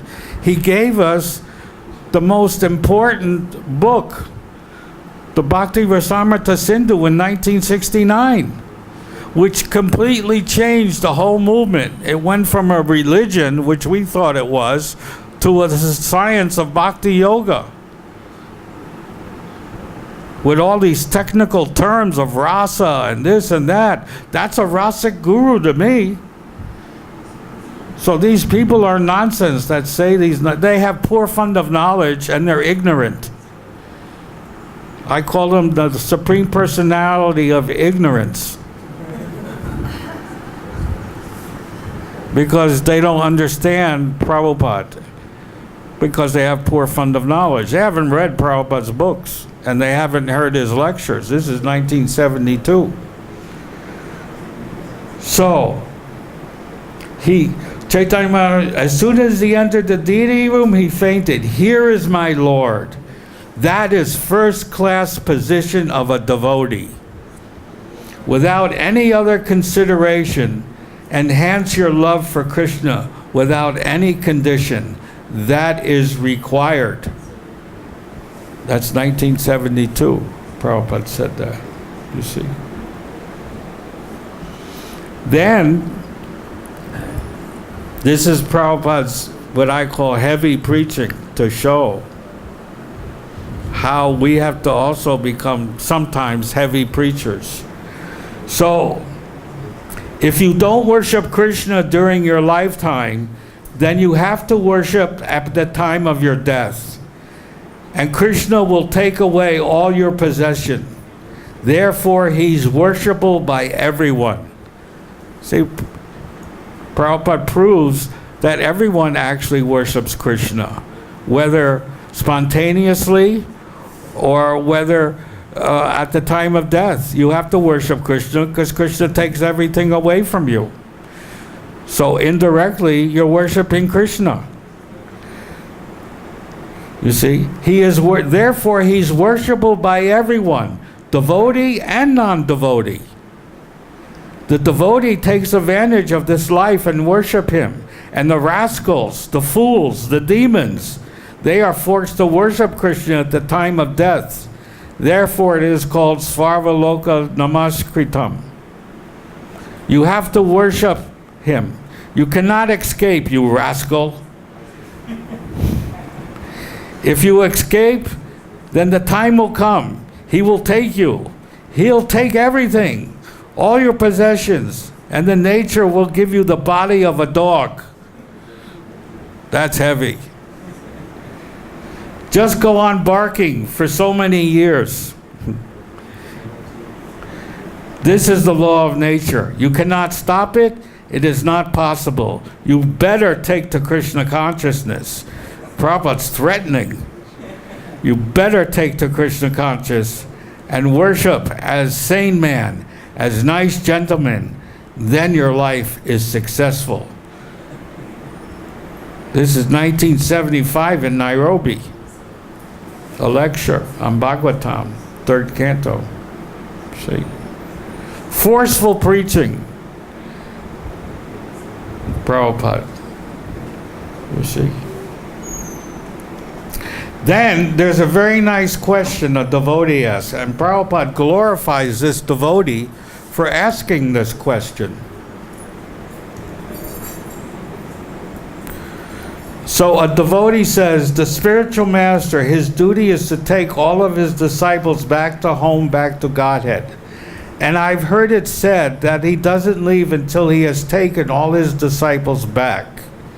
What is the position of Lord Jesus when so many people are following but not doing, not in a position to go back to home, back to Godhead? Is he responsible for all these people who are attempting to serve him? And Prabhupada remarks, that is a nice question. What is that? Repeat it again. Prabhupada wants him to repeat it because it's a nice question.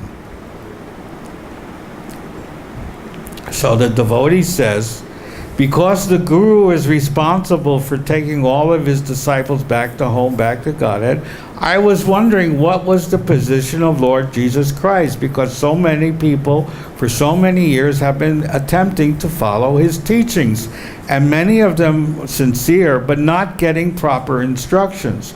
I was wondering if he, Lord Jesus, is responsible for all these people who are attempting to serve him. So Prabhupada gives a very intelligent answer. So Prabhupada says, but one thing we sing daily, Yasa Prasad Bhagavat Prasado. You have to please your spiritual master. But Yasa Prasadam Nati Goti Gopi. If you displease your spiritual master, then you are nowhere. How do you adjust these things? It does not mean that because you have made somebody spiritual master, you displease him. At the same time, he takes responsibility. Is that very nice? So Prabhupada is saying, if you displease your spiritual master, he's no more responsible for you.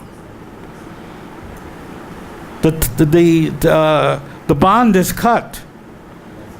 He takes no more responsibility if you do not follow his order. So he doesn't come back to save you because you've cut the bond by your actions. Then Prabhupada continues. If you please him, then he is responsible. Yasa prasadam nati gati gopi. If you displease him, then you are nowhere. So if you take it in this way, that my spiritual master has taken responsibility, so whatever nonsense I do, it doesn't matter. The Christians are thinking like that. Jesus Christ has taken contact for all our sinful activities, so we can do anything, whatever we like. But that is not the fact. If one takes responsibility for you, you must abide by his order. See, the Christians, they go every week, they commit sin, and they say, Christ has taken my sins, and then they say sorry, and then they do the sins the next week. And Prabhupada uses the word, they keep killing God every week. Because when Christ was put on the cross, he was taking the sins of all the people. So that means they're putting Christ on the cross every week. They're killing him because they keep sinning. Is that a good religion? To keep killing the person that you're worshiping? No. If you love him, you'll stop sinning. Stop killing the person you're worshiping. But the Christians keep killing the person they're worshiping because they don't follow his instructions. The same with us. If we don't follow Prabhupada's instruction, then he doesn't take responsibility for us. We're on our own. If one takes responsibility for you, you must abide by his order. Otherwise, how is that? That he simply takes responsibility and you don't abide by his order? It is reciprocal. But the Christians are thinking, because we have taken to Christian religion, now we are safe. We can do anything we like and Lord Jesus will compensate. He'll be every time crucified and we can go on doing all nonsense. Is it not? Then that's not a very good idea. This is, as Vishwanath Vasa Chakravarti said, Yasa Prasada Bhagavat Prasado. If you please your spiritual master, then God will be pleased. And if you don't please him, then you are nowhere. So first of all, you please Jesus Christ. That is reasonable. Then he takes responsibility. If you disobey Jesus Christ in every step, what is his responsibility? That is a misconception. See, in this class, we clear misconceptions. We end confusions here. This means the Ishtagoshi. You see, we clear up all these confusions that devotees have, or confusions they've heard from other persons, by quoting from the Acharya, not from me. You see, we quote from the Acharya, and then we clear up all confusion. That's what it means to be a spiritual master. A spiritual master doesn't confuse you. He does the opposite. He enlightens you. Prabhupada says if a spiritual master confuses you, then he's not a bona fide spiritual master. He's a nonsense. He's meant to enlighten you. So Prabhupada is always enlightening us by giving us intelligent answers to very intelligent questions, just as Arjuna and Krishna did on the battlefield of Kurukshetra. You see.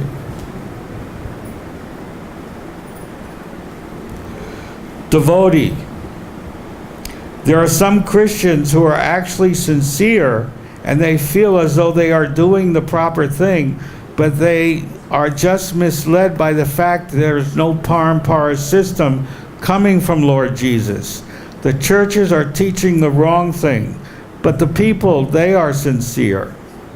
Prabhupada, yes, if they are actually following strictly the principles of Jesus Christ, then sometimes when he meets some pure devotee, he will accept. See, this is where Prabhupada comes in. We all come from the West, from the Judeo-Christian era. So we got the opportunity to meet a pure devotee, and now we no longer are Christians or Jews. We are Vaishnavas. So that's due to the influence of us meeting a pure devotee, because we had a sincerity to serve Jesus in the Judeo-Christian faith, but we couldn't find any pure representative of Jesus. But we found it in Srila Prabhupada. And that's why when Prabhupada first arrived in America, he stayed in Butler, Pennsylvania with the Agarwal family, and there was a 2.5-year-old girl, and when she first met Prabhupada, she said, "Mama, is that Swami Jesus?" Even a 2-year-old saw Prabhupada as Swami Jesus. And we can't see, but a 2-year-old can. We who are educated, we can't see Prabhupada as a Shaktavash avatar. You see? When I said that Prabhupada was a Shaktavash avatar, I got banned. Yeah, people were talking, oh, he's saying Prabhupada is God. I don't say it, Prabhupada says it. He's the incarnation of the Lord Chaitanya. I didn't say it, Prabhupada said it in a letter to Gopal Krishna. You see? So, why are we so reluctant to accept Prabhupada as a Shaktavash avatar, but a 2-year-old accepts? Why do you think? What's the answer?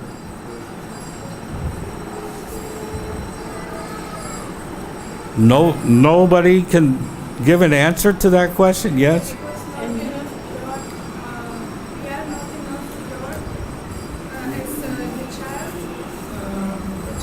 No, there's a definite reason why a 2-year-old can accept and we don't accept.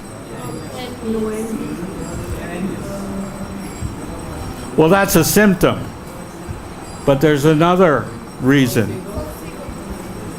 No, because we think that Prabhupada is the same as us. Because we think each other we're the same, and that Prabhupada is also the same as we are. Because we never think that someone other than a person can become a Shaktavash avatar. You see, we don't think that way. We think we're all the same. No one's better than anybody else. I'm just as good as you are, because we all think we're gods. That's why we came here as criminals, because we want to lord it over each other.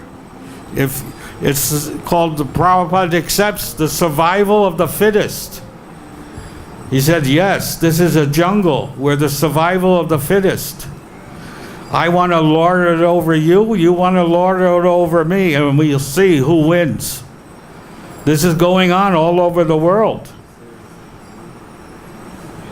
There's a revolution in the Middle East, revolution in South America, revolution in Africa, revolution in Paris now. There's a revolution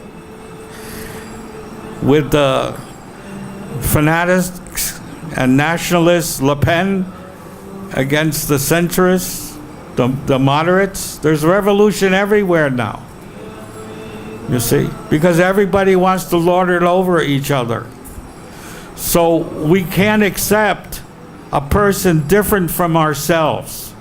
We can't accept that. But a 2-year-old can, because she's uncontaminated by the material world. We're contaminated due to our education and conditioning through the years. But an innocent child who's 2 years old can recognize Prabhupada as Swami Jesus, but we don't. Because we're envious. I'm envious of you, you're envious of me. But to be envious of the avatar, Shaktavash avatar, oh, you go to hell. But a 2-year-old, she's not envious. She loved Prabhupada. She called him Swami Jesus. She knew right away. So Prabhupada says, then sometimes when he meets some pure devotee, he will accept. The groundwork will be nice. You see? For accepting further advancement. So those who were Christians, they're accepted, they met Prabhupada either personally or through his books, and now they're going to advance further than when they did when they were Christians. Just like Jesus Christ says, thou shalt not kill. So if anyone follows his principles, no, I shall not kill, then he becomes purified. But who is that Christian who is not killing? So where is follow?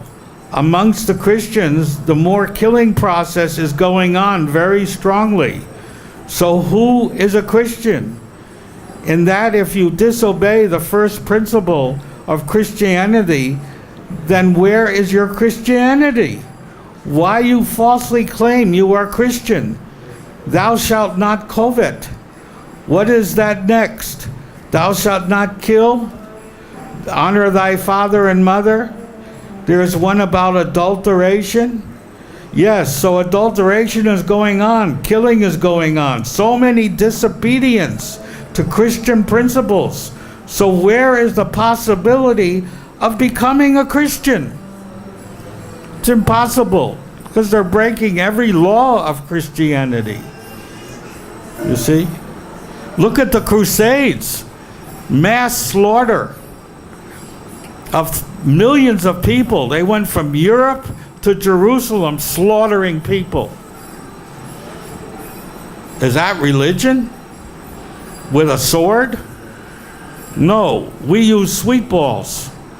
Before they can talk nonsense, we throw a sweet ball into their mouth and hope they'll choke on it and go back to Godhead because it's prasadam. You see?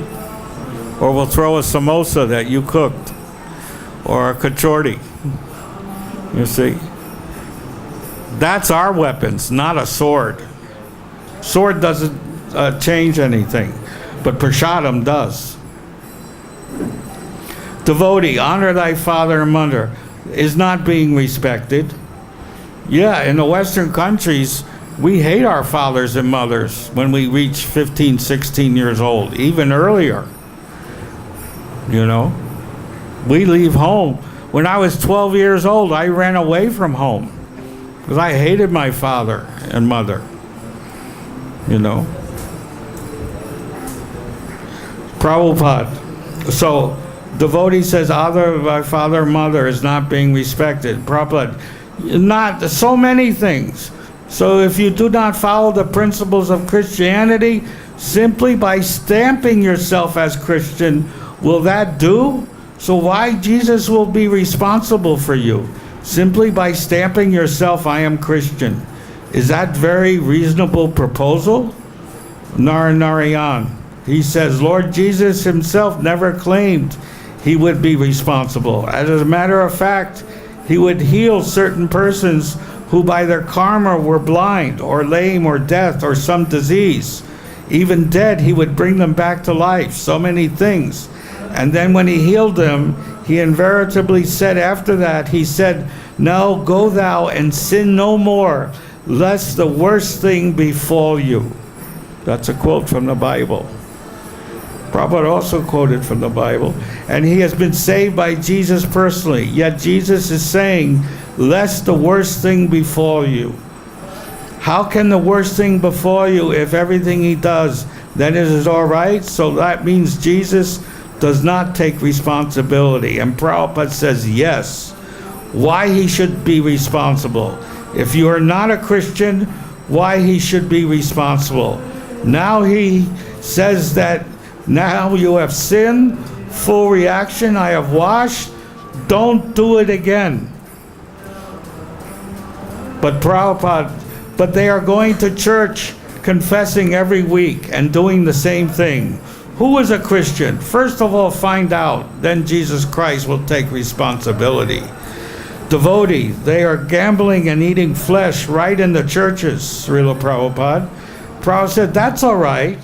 I mean, to say if you don't follow the Christian principles, how can you claim yourself to become a Christian? And how you can ask Jesus to take responsibility for you? These are misleading. Therefore, people are coming disgusted. Otherwise, Christian religion is all right. It teaches love of Godhead. It teaches to become moral. It teaches to love people. That's nice. These are good principles. So Vasala says, so Srila Prabhupada in the Bible it says, thou shalt not kill. And Krishna says, yes, thou shalt not kill, but you can kill animals. And Prabhupada said, that is rascaldom. Where is it written, thou shalt not kill animals? Actually, it's wrong. In Genesis, it says, God lists the different kinds of things that man can eat, such as the plants, the herbs, so many things. And he says the animals are there and you may dominate them. You can dominate over the animals. Now, what is the meaning of domination? Who can answer that? What is Prabhupada's answer? What is the meaning of domination? Right. But in the material sense, dominate means to kill. But in the spiritual sense, domination means to protect. So they've misunderstood, mistranslated their Bible. That's why we cannot change Scripture. We cannot edit Prabhupada's books and give our own meanings to Prabhupada's books. Otherwise, we change the meaning. Just as King James, he gave the Bible and he changed so many things. So there's no disciplic succession from Jesus anymore because the king changed everything. So we also cannot change Prabhupada's books, but Prabhupada did predict it. In a GBC meeting, I was present, and he said in his room in Mayapur, so you will change my books? He asked us the question, so you will change my books? Yeah, we're doing it now. So those who are changing the books, they think they're better than Prabhupada. And by thinking they're better than Prabhupada, their future doesn't look very good. In fact, I don't know where they're going, but it ain't back to Godhead. So we should keep Prabhupada's words intact so that the movement stays intact and our conceptions that we have or stay intact. That's why I give this class, because I only quote from Srila Prabhupada's and his conceptions, not mine or anybody else's. Hare Krishna. So we'll end there for tonight. If there's any questions you can ask that you don't understand. Yes? Vrindavan Maharaj went to the temple in Mayapur somewhere and passed out, and for 4 months they said he was in Samadhi. So he just started meetings. Who's that? Vrindavan Maharaj. Oh. So like Lord Chaitanya passed out when he saw Lord Jagannath, and Vrindavan Maharaj passed out. So what are you saying? What's your conclusion? You said that you read that Srila Prabhupada said we should do Yeah, that. so what's the conclusion to your statement? I'm asking, what do you think? Did he do that? Well, Gorgovin also said that Prabhupada's recordings are not Sabda Brahma. If you read the whole, I was there in Bhubaneswar. If you listen to the whole lecture, even Srila Prabhupada said that just a recording is not enough, but in the whole lecture... No, he never said that. What did Prabhupada do the first week he arrived in America? He bought a tape recorder. Why would he do that? Wasn't that to translate? No, he didn't translate anything on a tape recorder. I got the dictaphone later. That's for translating. He got the tape recorder to tape his lectures. So that's a nonsense. And Gaur Govind got banned from ISKCON because he said that. He was excommunicated. I heard both. There's two things in the lecture. One is hearing is not enough. Yeah, well, anyway, I took it as an offense to Prabhupada that he said that Prabhupada's recordings, because it's through a machine, therefore it's not Sabda Brahma. It's not pure. I had a different question. Yeah, don't ask me a question about him, because I also read a Back to Godhead magazine where he wrote an article and he never even mentioned the word Prabhupada once. How can you write any article without mentioning Prabhupada? I don't remember. Yeah, well, anyway, he got excommunicated, not by me, but by the GBC. Yes, go ahead. This is about Srila Bhaktisiddhanta. Yes. He revealed what his position is in the spiritual world. And you mentioned something like Srila Prabhupada never say, never take credit for anything. But you mentioned Srila Bhaktivinoda Thakur had Srila Bhaktisiddhanta fulfill prophecy of someone that came to help him serve Krishna. Yeah. So why did they say in ISKCON that Srila Prabhupada would never reveal his position? He did reveal his position, but very subtly, not outwardly. And if you read that quote, he said, some people think that I am the person. He never said that I am the person. He said, some people think I am that person. I have the quote. Srila Bhaktisiddhanta did say his name in the spiritual world, and so did... Oh, Bhaktisiddhanta was grooming Prabhupada to be the next Acharya. That's a fact. Because whenever Prabhupada came to see Bhaktisiddhanta personally, it was only a few times, maybe 4 or 5 times, they had secret talks and nobody was allowed in the room. And the sannyasis were envious because who is this Grihastha? He gets to see Bhaktisiddhanta and we can't come inside? Because they had private talks. And Prabhupada reveals some of those private talks. I have the quotes. So, and Prabhupada did say that I have twice the energy of my Guru Maharaj. And he did. So he did reveal his position to his devotees.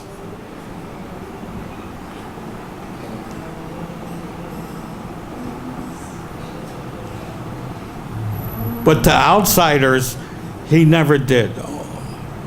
Just like Chaitanya Mahaprabhu revealed his position to the insiders. Like to Sarvabhauma Bhattacharya, he appeared to him. And he became a pure devotee. He changed from Mayavadi to become a pure devotee by seeing the vision of Chaitanya Mahaprabhu appearing. So,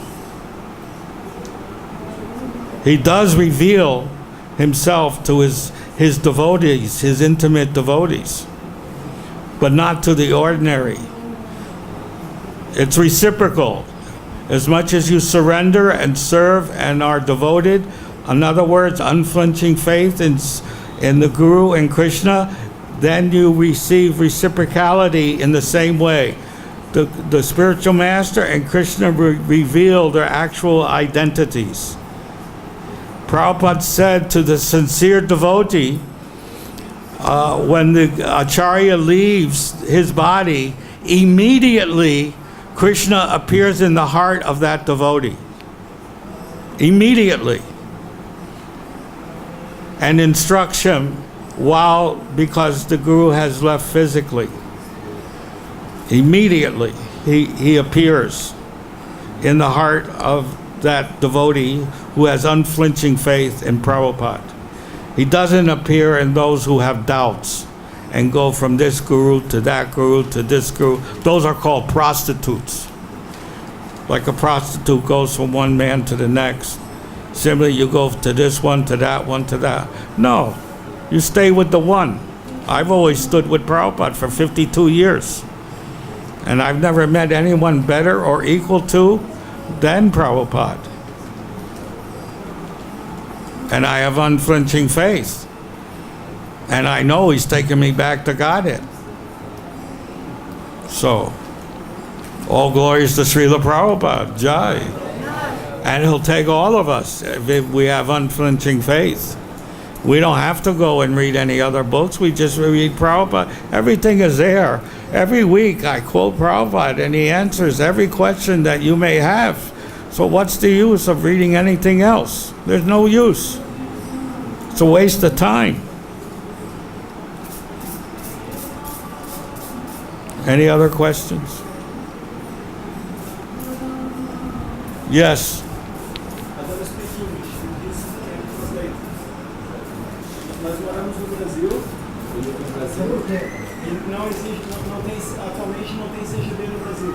Speak in the mic slowly, because you go. I don't know what you're saying. I'll translate for him. Okay. He doesn't speak English. Okay. He was saying that we live in Brazil, Yes. and in Brazil there is no GBC. Why?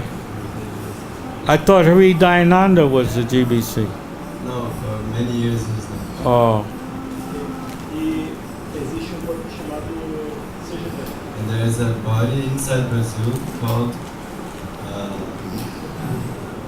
CGB. It's quite similar. Oh, they invented something new. Yes, it's an internal Oh. administration of the temple president and so on. Mm. E esse grupo criou há pouco tempo And this group has created, short time ago, comitê a committee para estudar alguma coisa de literatura védica, to study some topics of Vedic literature, e alguma coisa de conhecimento acadêmico, some topics of academic knowledge, e alguma coisa sobre outras correntes espirituais. and some other things. So what's your question? Let's get on with it. Então eles estão fazendo essa pesquisa. What's your question? You're not asking any question. You're telling me things that I don't really care. What's your question? A questão é que eles estão fazendo essa The pesquisa question is that they're making this kind of research para fazer concessões com a homossexualidade. to make concessions towards homosexuality regarding what kind of ceremonies could be possibly done towards homosexual couples within ISKCON. Well, Prabhupada rejects homosexuality. I have at least a dozen quotes about homosexuality. And some of them relate to Brahma, how he was attacked by homosexuals. They wanted to have sex from behind.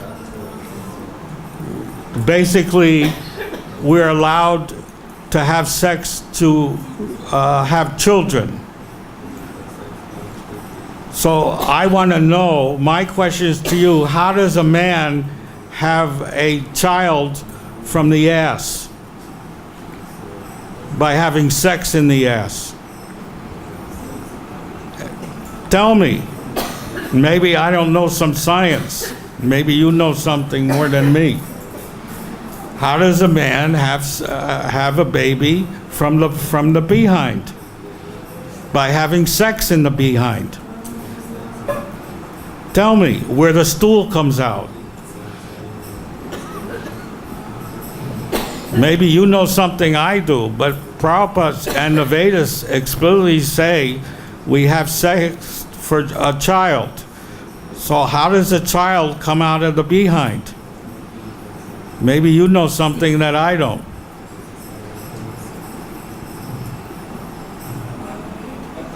So we condemn the homosex, and those who were homosex, Prabhupada directly advised them to get married, and not to men, to women.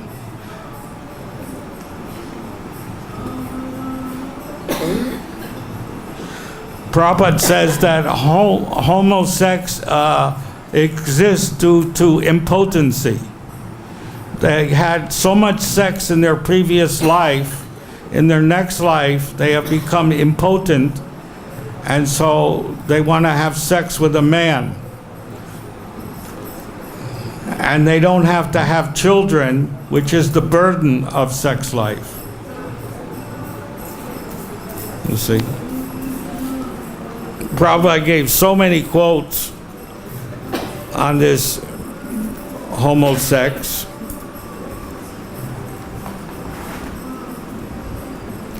And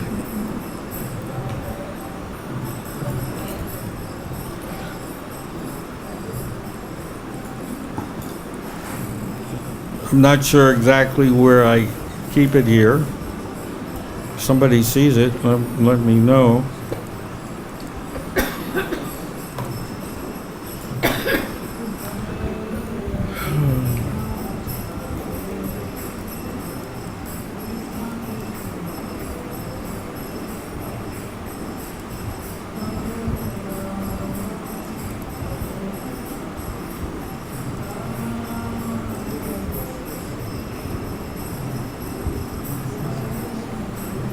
I'm not sure where I have it.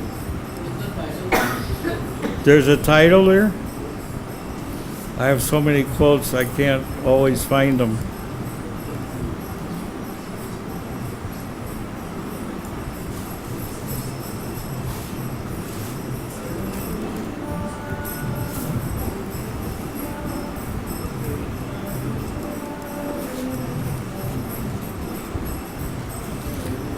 I'll have to find it for you if you're going to be here next week. But I have at least a dozen quotes on that topic.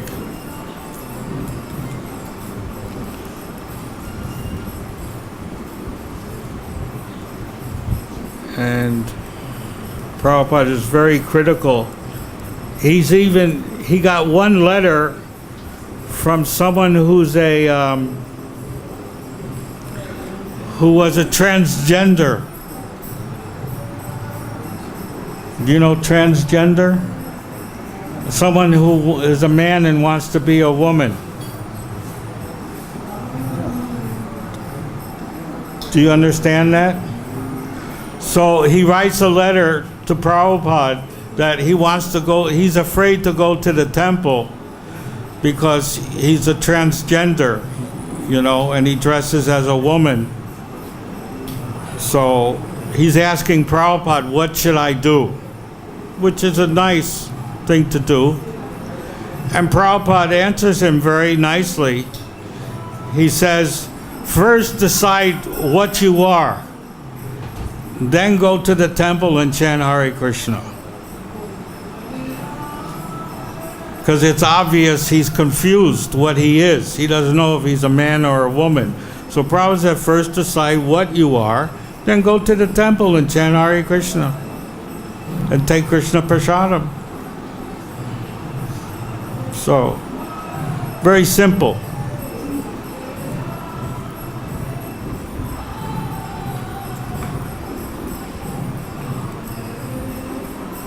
So,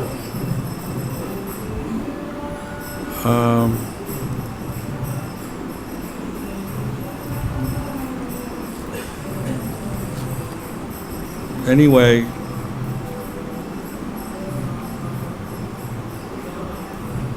I'll have to really look on this homosex.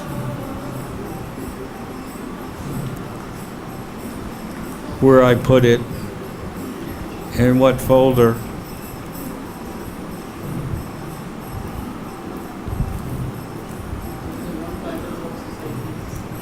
No, it will say about homosex, because there's a lot of quotes. Maybe it's here. Yes. There's another part of the question. Yeah, what's the other part? What kind of action could we adopt to avoid this kind of speculation become official within Brazil? Well, there should be a GBC. Prabhupada made the GBC according to the geographic of the Earth planet. he created the GBC so it would cover the entire planet. I think there were 18. So it's up to the GBC to find someone to be the GBC for that area. Because that area has to be covered according to Prabhupada's direction. Especially after he left the planet, he left the management to the GBC for managing the society. So that's their duty to find someone to be the GBC, to see that all the rules and regulations are going on and the preaching is going on. So it's very simple. It's not very difficult to understand.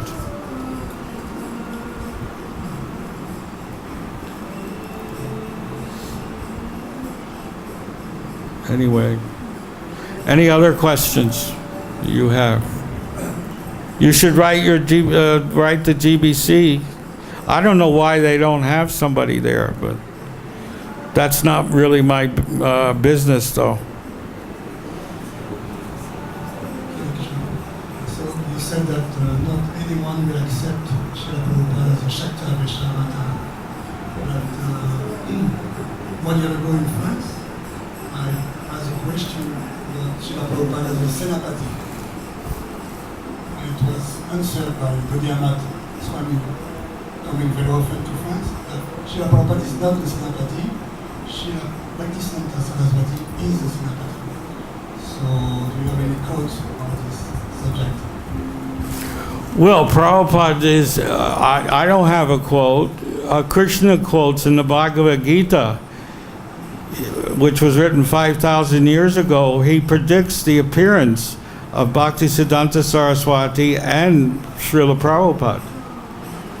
It's in the Bhagavad-Gita, 6th chapter, verse 42. Right? Yeah, 42. In fact, I have it right here.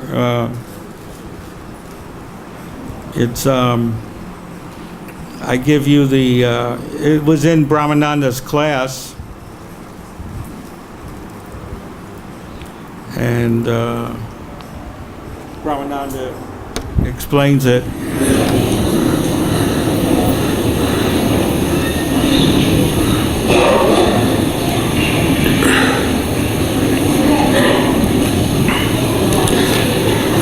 So the verse here.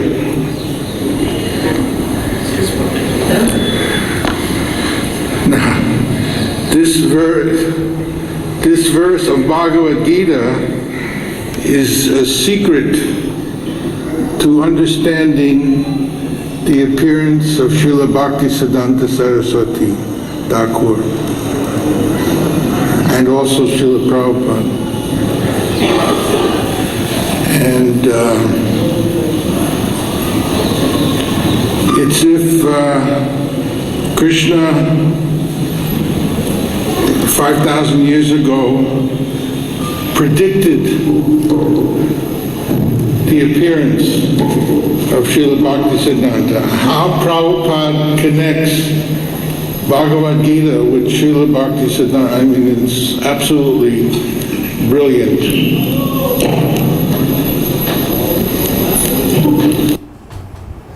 And this is the actual verse. First of all, it should be known that whatever, this is from Chaitanya Chaitamrita, when a pure devotee or a spiritual master speaks, what he says should be accepted as having been directly spoken by the Supreme Personality of Godhead in the Parampara system. That's from Antya Lila.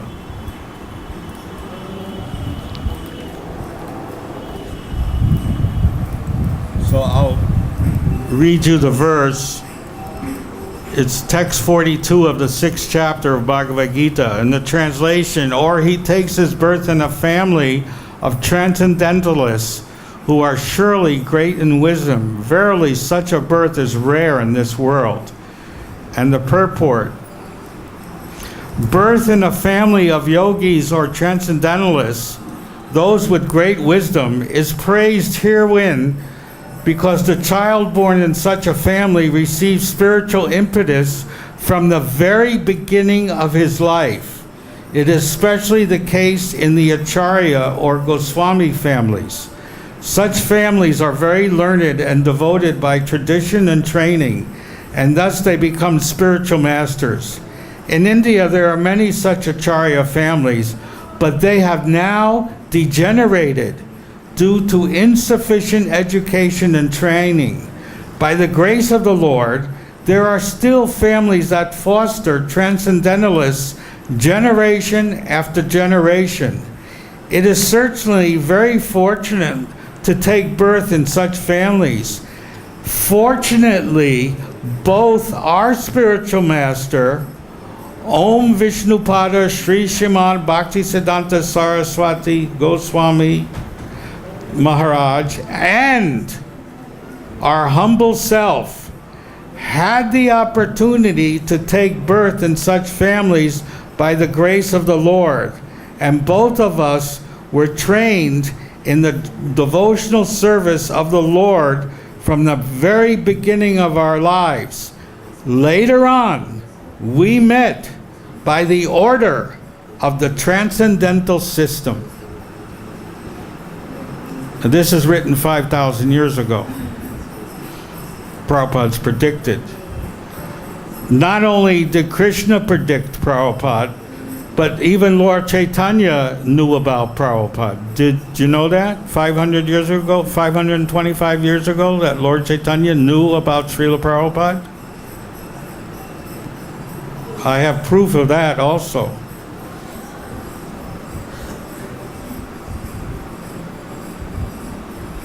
Except it ain't working.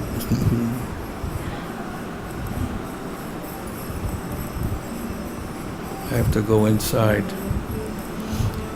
Have to play it inside.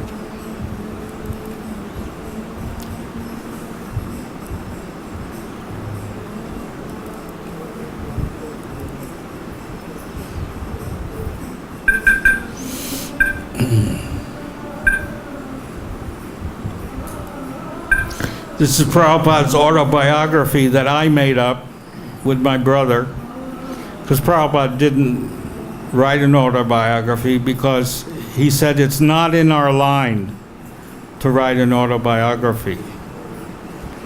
So therefore, I wrote it for him. All it is quotes that, about Prabhupada from Prabhupada, about himself.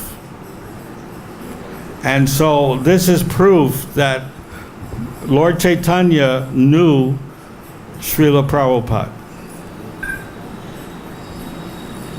Chaitanya Mahaprabhu wanted Krishna consciousness in the Western countries. Why didn't he go there himself? That's what they told us. So he left the credit for me. He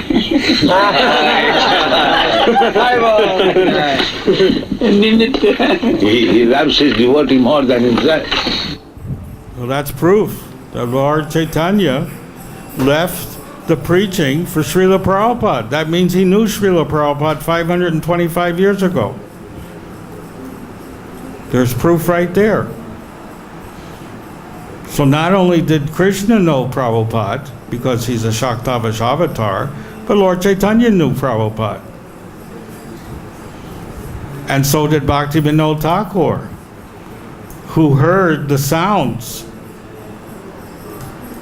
of the chanting, you see, and at his house.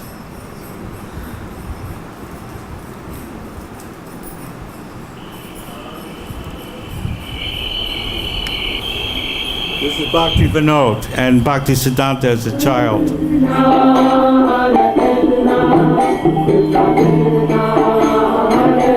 What a beautiful sight. So enthralling. Sarkar Babu, did you see it? What sight are you talking about, sir? Didn't you see it? The scene of an enormous Sankirtan in an effulgent holy land? No, sir. I didn't see anything. That scene I have seen it, Father. I have seen it. That's Bhaktisiddhanta. See, Bimla. A wonderful city lit with brilliant light.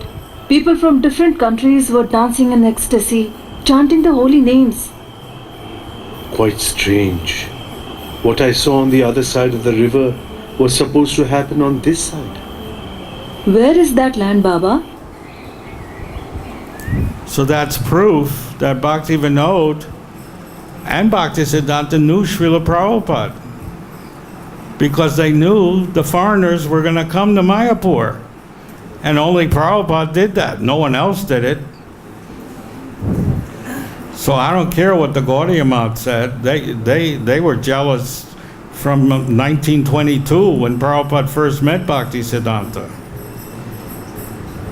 In fact, Prabhupada did something that no other disciple ever did. Some years later, when they were at Uttadanga, the rented house, there was a couch where Bhaktisiddhanta would sit and have darshan in the evenings. And everybody would sit on the floor. When Prabhupada came, he sat on the couch. And when Bhaktisiddhanta came down the stairs, he sat right next to Prabhupada, and Bhaktisiddhanta didn't say anything. He didn't tell Prabhupada to go sit on the floor.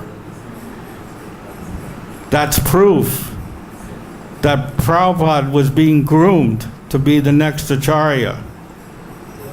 Because Bhaktisiddhanta actually left this planet very early, because he was tired of accepting third-class sahajas as his disciples.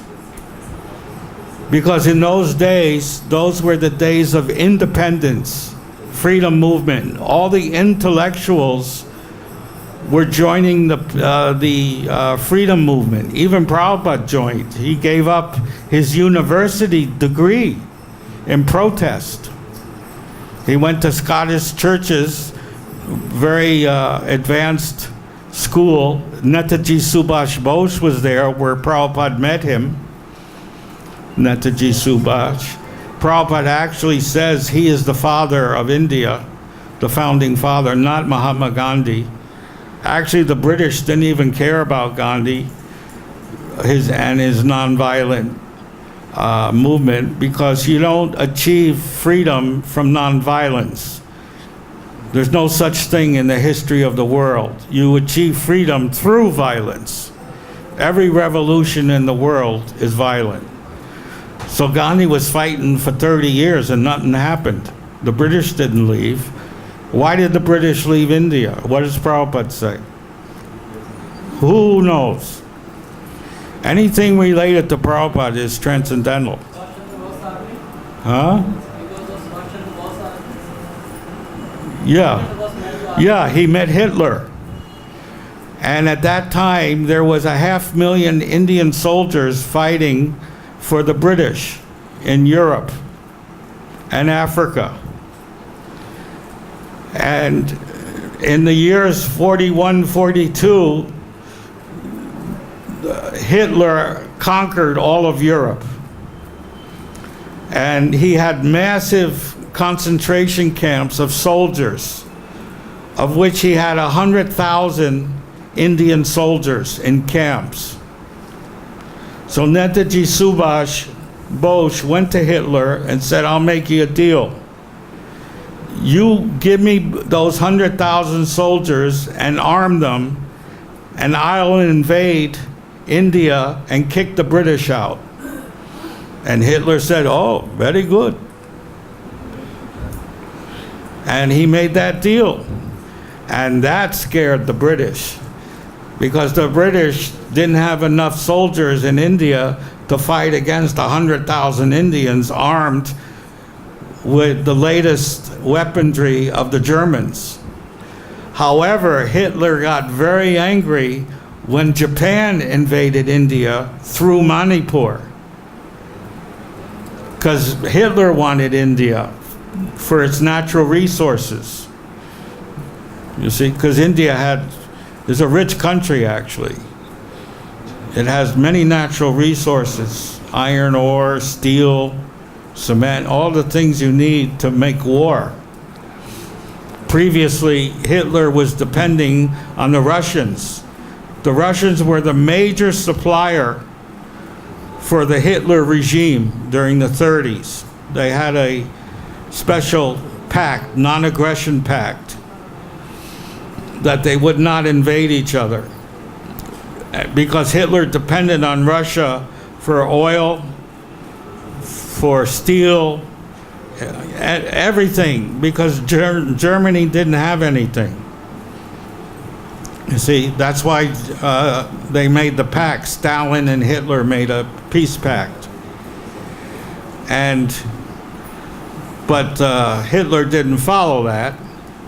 In fact, the very day Hitler invaded the Ukraine, the last train from Russia with war materials was arriving in Berlin on the very day of the invasion. So, because Hitler wanted the Russian natural resources, he wanted land, and therefore he invaded. So that was all set, but the Japanese, they instead invaded India. They bombed Calcutta. Prabhupada said he had to run to the bomb shelter when he was a little boy. And at that time, as a little boy, he experienced the universal form, or the Virat Rupa form of Krishna. During that time, he says, I saw the Virat Rupa of Krishna. I don't think Gaur Govind said that, huh? Yeah. Prabhupada did, because he's a Shaktavash-avatar. If Arjuna saw it, then surely Prabhupada saw it too. Because Arjuna is also a pure devotee. Yes. Where is production of Prabhupada in Chaitanya Charitamrita? What's that? Chaitanya Charitamrita, 3rd chapter. Yeah. 20:27. The fact is that future Vedavyas will describe them, yeah. Well, there's a conversation that Prabhupada is the incarnation of Vedavyas. It's a conversation with Jayapataka in Prabhupada's room, where Jayapataka said, many people have said that you are the incarnation of Vedavyas for the Chaitanya movement. And Prabhupada said, yes, people have said that. And Prabhupada accepted it. He didn't deny it. Not only that, Jayapataka went to the government building in Calcutta. It's called the Writers' Building. The chief minister and all the ministers stay in that building. And at that time, we had these portable video players called Fairchilds. They were invented in America, and you put a cassette in them, and you could play a video without, in a suitcase. You open up the suitcase, and it becomes a video player with a screen. And we used to carry those around and preach and make members by showing videos of America, of our temples. So he showed the movie about how we produce books to all the ministers of Bengal in a room, including the communist chief minister, Mr. Bose. He was the chief minister, he was a communist, CPI-M. And all of the ministers, after they saw that film, they said that Srila Prabhupada has the potency of Lord Gauranga. Now, they're not even devotees. And they said Prabhupada has the potency of Lord Gauranga. And we don't say? And we're devotees? There's something wrong here. And it's called envy. We have a natural tendency to become envious of the spiritual master because we're envious of Krishna by nature. So to be envious of Krishna by nature is to also become envious of the spiritual master and have doubts about the spiritual master because we have doubts about the existence of Krishna. That's why we're placed into this prison house. We're criminals in a prison house. We're all criminals here. And we get on parole. You know what parole is? When the government says, oh, you do good in the prison house, you can go back into society on an experimental basis. So we're on parole because we chant Hare Krishna. We're becoming purified. Our brain is being washed. Our criminal activities of lording it over is being reduced because we're chanting and worshiping the deity and hearing Srila Prabhupada's lectures. So from criminals, we're now parolees. And hopefully, we'll go advance even more according to our devotion. And that's Krishna consciousness. Any other questions?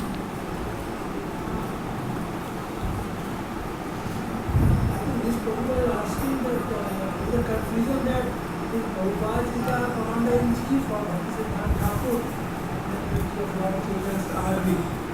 Well, Prabhupada called us expansions of Bhaktisiddhanta Saraswati to assist him in his preaching work.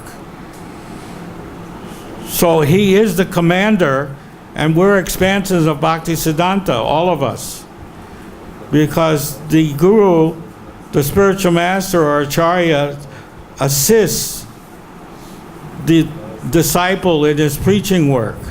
So that's why Prabhupada accepted us as expansions of Bhaktisiddhanta to make sure his movement would be a success. Because it's what Bhaktisiddhanta wanted. He desired it. And Prabhupada fulfilled that desire. It's the duty of the present acharya to fulfill the desires of all the previous acharyas. And that's what Prabhupada did. Not only did he fulfill the desire of the previous acharyas, he fulfilled his desire of returning back to India and making India Krishna conscious because his god brothers failed. They were too busy fighting over the properties. If you go to some of the Gaudiya Math temples that Bhaktisiddhanta started, you won't even see Bhaktisiddhanta's name on the signboard because they stole the temples from Bhaktisiddhanta. Especially this Kunji Babu, this Tirtha Maharaj. Prabhupada said his thinking is he had not even 1% spiritual advancement or knowledge. He thought Bhaktisiddhanta his business partner. And actually Bhaktisiddhanta, he defended him because all the god brothers hated this Tirtha Maharaj because he was an expert manager. And Bhaktisiddhanta would chastise his disciples, say, why you criticize? Who will manage better than him? So they shut up. But you're supposed to become purified in Krishna conscious. But he didn't.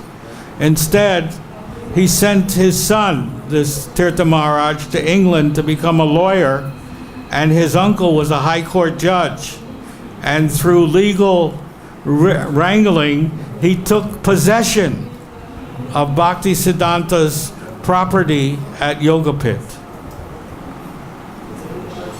Actually, Prabhupada never went there except once to ask this Tirtha Maharaj if he could have 10 rooms, which were empty anyway, for his disciples, because we were living, in huts and getting sick and living with the cobras and all the other insects and snakes, and beetles that bite you at night, and all we had was a tube well to take baths and a mud hut. So he asked him, because he had a dharamsala there, which was nobody stayed in it, and he refused. And the general mass of people, they always thought this Tirtha Maharaj was very advanced, because a sannyasi wears a cloth. It's called the begging cloth. Most of them don't use it for begging because they get everything free. They live like grihastas. I had to use mine for begging, otherwise I would have starved, because Prabhupada gave us 100 rupees to live in Vrindavan for a month. Instead, we spent it for garlands for Radha Damodar, and he told us that we will go back to Godhead for that service, because Radha Damodar never had a flower garden. The pujaris wouldn't buy any flowers. So we spent 3 rupees a day of the 100 rupees to buy a flower garden for Radha Damodar. So we didn't have any money to live on, so we had to use that cloth to go to the Kirana shops, and they would put rice and dal, and that's what we lived on. So those are begging cloths. So he was always shaking in his, underneath that cloth was his bead bag. So people said, oh, he's so advanced because he's always chanting. But actually he had Parkinson's disease. He fooled the people. So he was shaking not because he was chanting, he had Parkinson's disease. But people were thinking, oh, he's so advanced, he's chanting 24 hours, shaking like his hand. But his hand was hidden underneath the sannyasi cloth, so people didn't know he had Parkinson's disease, which is you shake. And Prabhupada told me that story. And he laughed. He said, just see how cheating. You see? So these things are going on, but we go forward. We don't care about these things. Like Prabhupada says, when the camel procession goes through the village, the dogs will bark. But that doesn't stop the camels procession moving the freight through the village. They keep going. So we keep going forward. We don't care about these people, you see. Because this is a material place. This is the prison house. There's good prisoners and bad prisoners. More bad prisoners than good prisoners. But there are some good prisoners. And all of us in this room, hopefully, are the good guys. We want to advance in Krishna conscious by dedicating our lives to Srila Prabhupada's movement and preaching all over the world. Any other comments? One verse from Chaitanya Mangal clearly states that if somebody goes off living the religion, why bhakti will go to take them out? Yes. Yes. In every town and village. In fact, Prabhupada used to dream in the 30s and tell his godbrothers how he would have a moving Sankirtan party by having vans. One van would carry the Sankirtan party, the other van would carry the utilities for cooking, for being independent, and go to every town and village and do Harinam Sankirtan and Prasadam distribution. Prabhupada planted that desire in my heart, and I brought from Germany 6 Mercedes-Benz vans to India, and we did exactly what he desired in the 1930s by having huge pandals with 30,000-40,000 people And we never paid for a penny for that. Our host paid for everything. And we went from town to town. We went to Marut, to Bareilly, to this way, all over, and did pandos with thousands of people. Sankirtan, Prashadam distribution, and selling back to Godheads, because that's all we had at that time. The people couldn't afford the books because they came from Japan. So we had Bhagavad Darshan in Hindi. We sold thousands of them. See? Any other questions about Prabhupada or something you don't understand? Everybody is, yes? Prabhuji, what is the most needful at the present time to our movement? Most needful? Yeah. What we're doing. Spreading Krishna consciousness throughout India. India has rejected its culture. You can just see it's accepted Bollywood culture as its culture and not Indian culture. I'm shocked when I see on the news they show advertisements of the movies and the women, they're not even dressed. And they're shaking their bodies. That's what they do in America. They don't do that in India. In India, they do classical Leela of Radha and Krishna. That's different, classical dance. Their bodies are fully covered. But now they imitate America. You can go to a cheap nightclub where they have these strip clubs where naked women dance. And these educated Indian ladies are doing the same thing as these cheap ladies in America. Is this Indian culture? Why does the government allow it? See, no one cares. No one cares. You see. So we have to preach and bring India back to its consciousness, a Vedic consciousness. You see. And not through politics, but through example. We have to teach by example, by our own selves, to become pure, by chanting and following and hearing Srila Prabhupada's lectures and repeating what we hear to purify the people. And that is the most important thing. That will please Prabhupada. He planted the seed here. And now we have to make the seed grow into a full-blown flower and offer it to Srila Prabhupada and Krishna. That's our duty. Hare Krishna. Before you go, I met my friends from Chippewa. In July is the 50th anniversary of Prabhupada returning to India, and I'm going to be there for a program explaining why Prabhupada came back to Chippewa in July of 1967. So July is the 50th anniversary, so you can pass these out. You should visit this temple. It's where Prabhupada produced his Bhagavatams.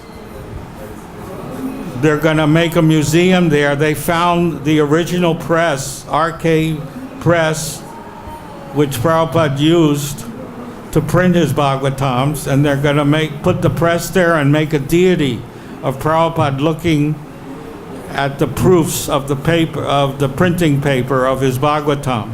Yes? So you should, if you're in Delhi, you should visit this temple. It's a beautiful place. They really spend a lot of money, and they're very sincere devotees. Extremely sincere. And working very hard, as you can see. Did everybody get one?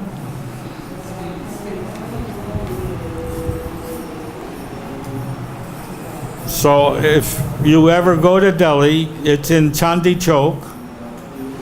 And Prabhupada, he actually spent more time there than he did in Radha Damodar, because that's where he designed and wrote and personally had to buy the paper. They said he carried the paper on his head because the printers didn't have paper. You had to buy the paper separately. So Prabhupada did all that by himself. Yes, you have a question? Well, it's a question. It is that I was in Calcutta 1 month ago, and I went to the birthplace of Srila Prabhupada, and I was really. Yeah. Why? It's a question. Why is in that condition? Because. Yeah. If you. Well, a lot of the desires.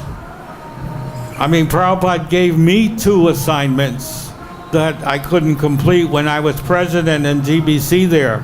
The first one was to get the Queen Victoria Memorial and open a center there and make a temple in the memorial. So I did go to the government and preach to them to try and do that, but they wouldn't do. You know, that time, it was a communist Congress time, and Congress was anti-Hindu. You couldn't go to a school, any school in India, and chant Hare Krishna. It wasn't allowed. You couldn't preach Bhagavad-Gita in any school in India in the name of secular, which is atheism. The Congress Party is made up of atheists.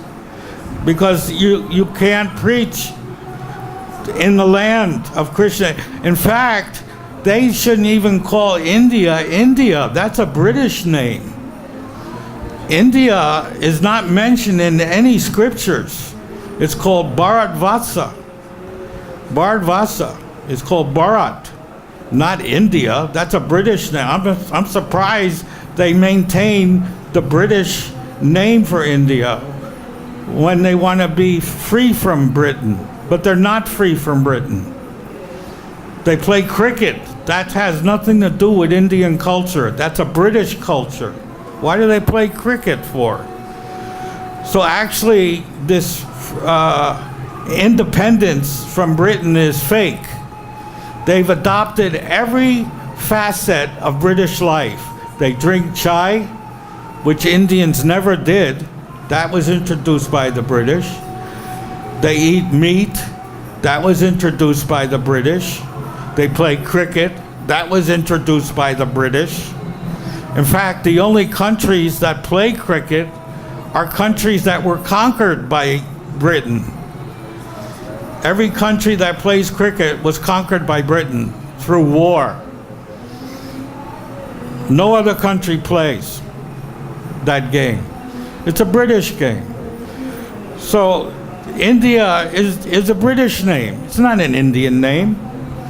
So this is all nonsense. They've simply replaced the British with themselves and followed the same British Raj. You see on the parades, it looks like they're British with all the costumes and everything. That's what the British Raj did. And India does the same thing on their parades. I laugh at it. I said, they're British, they're not Indians. They haven't gotten rid of the British mentality because they've been brainwashed by British culture. You see? Instead of adopting their Indian culture, which is the greatest culture in the world. I didn't come to India to become Indianized. I came to India because I want the Vedic culture, not the British culture. But India has become British culture, not Indian culture. What does Bollywood have to do with India? Nothing. Nothing. You know? So we have to change. We have to watch the brains of all the Indians and return them back to their original culture. They'll be forced to at the time of death anyway. Prabhupada said that, because Krishna takes everything away from you. No matter how many crores you have in the bank that you stole from the tax payers, you have to leave it here, and then your sons and daughters will spend it all on wine, woman, sex, and drugs. That's the culture of India now. Sex, rock and roll, and drugs. You go to the Punjab, there are some villages where every young person is a heroin addict because they get it from Pakistan. You just cross the border and they're all, the Punjab has the biggest drug problem in all of India. And they don't do anything because they're making money. The politicians are making money, so they don't stop it. But they did a study, NDTV went to some of the villages. Every young person was an addict. Because it was just near the border of Pakistan. And that's how Pakistan is conquering India, by sending in the drugs to the young people so they can conquer India. They undermine the culture. You see? Yeah, and Bollywood too is changing the face of India. People are more interested in what's his name? Babu? Yeah, Babu Bali instead of the Mahabharata. Yeah, it's an invention. It doesn't even exist in reality. That guy. They invented him. Like America invented Conan, the barbarian. India is now copying America. You know? Yes. I'm sorry, but I take it with courage in the sense that I visited the birthplace of Prabhupada. I mean, so we didn't fulfill. I didn't fulfill. Also, Prabhupada wanted a temple in the tank. You know, that lake? He told me to build a temple there. In the middle of the tank. You know where the Calcutta temple is? There's a pond there, a lake. He wanted a temple in the middle. And you could walk underneath the lake and on top of the lake. He told me to do that. We didn't do it. And he wanted a big tent. We failed because Calcutta is the birthplace of Prabhupada, and there's no huge thing to recognize Prabhupada. We got that old building, that 100-year-old building only, at Albert Road. But they haven't built something extravagant. Only in Mayapur, but we should do it in Calcutta, the birthplace, the most holiest place.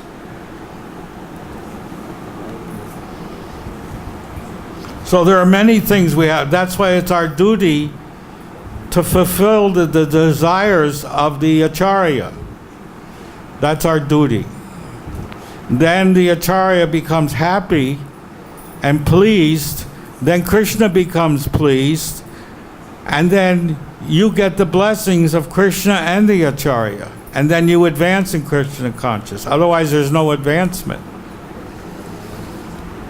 Prabhupada told me and Guru Kripa to build a temple in Puri and make it higher than the Puri temple. And if we do that, Jagannath will walk out of the old temple and come into our temple. But we didn't do it. We're failures. So that's why the prayer of a Vaishnava is that he takes his birth again and again to fulfill the desire of the Acharya before he wants liberation for himself. That's what I pray. I'll take another birth for Prabhupada's sake. Maybe I'll get the chance of fulfilling his desires in my next life. That's what all Vaishnavas should pray, not just me, to fulfill the desires of the previous Acharya. We don't care for liberation. We care about pleasing the spiritual master, and then automatically Krishna is pleased. That's called spontaneous love. And that's what we're interested in. Any other questions? I just wanted to share something. Yes. Very personal. I had Krishna's darshan when I was only 7. At the age of 7, I could see him, Radha and Krishna both. It was in a marriage ceremony actually. Since my childhood, I was very much attracted towards Krishna, and I used to look at his pictures at home. There was a calendar hanging on the wall. I used to look at that, and I used to be very much fascinated with Krishna and Radha. The same Radha and Krishna was seated as the bride and bridegroom in a marriage ceremony. Because normally the marriage ceremonies take place in the evening in my community, we are Marwaris. So therein I saw Krishna and Radha seated in the place of bride and bridegroom. Nobody was there in the pandal. Normally there are thousands of people, gathered for a marriage ceremony. So that was at the age of 7. And, That's good. Later on, The Marwari community are natural Radha Krishna worshippers. Yeah, Vaishnavas. Prabhupada preached there. We were invited by Gayatri Devi. She was the queen. Yes, and she at that time she lived in the palace. Now it's a hotel. You got to spend 20,000 rupees a night to stay there. But we stayed there for free when it was a palace, and Prabhupada held a program for 10 days on the palace grounds, and she fed 60 devotees. And we stayed there. She was a very pious lady. Very charitable people. Yes. The second time it was when I first visited Mathura. That was my first visit to Janambhumi, Krishna's birthplace. That time there was a child, I found a lady, an old lady, 65-year-old lady. She had she came near to my seat. She was seated there, and it was a ladies' compartment, and she was carrying a baby. And she told me that she was Yadava, and she was giving the baby away to her sister-in-law because the child had no parents, something like that. She told me. I played with the child, and then other ladies also in the room in that compartment. And when I got down at 2:30 in the morning to visit Janambhumi and Gokul and all Vrindavan, that was my first visit to Mathura. And after 6 months or something, then it got revealed to me that it was Krishna himself who came in the form of a child. And third time it was in Dwarika. I lost my sandals in Dwarika temple, and I got a job which was 3 times, which gave me 3 times more salary than what I. So what's your question? We do questions and answers. I wanted to share something. I mean, that's your personal thing, realization. We don't know if the child was Krishna or not. No, it is said, that he comes in different forms. If you worship. Well, according to Shastra, he comes, not according to your mind. Yeah. You can think anything. Oh, there's Krishna. That doesn't mean he's Krishna. There must be Guru, Shastra, Sadhu. Confirmation. Like Prabhupada, we have Guru, Shastra, Sadhu confirmation that he's a Shaktavasavatar. What you think in your mind doesn't mean it's a fact. It's sentimentality. No, it's not maybe, it's a fact. You must, Prabhupada's teaching is, the incarnation must be backed up by Guru, Shastra, and Sadhus, saintly persons. So if other saintly persons said that child is Krishna, then we have to accept it. But just because you say it's Krishna, well, who are you? What authority you have? It's sentiment. So we have to go by the Shastra. That's our line, Parampara line. We cannot accept what people think. Otherwise, everybody can think anything. So you understand that? Yeah, so don't. What is your question? question. I just wanted to share something with the devotees. Well, share something that's according to Prabhupada's teachings, not your teachings. We want to hear about Prabhupada.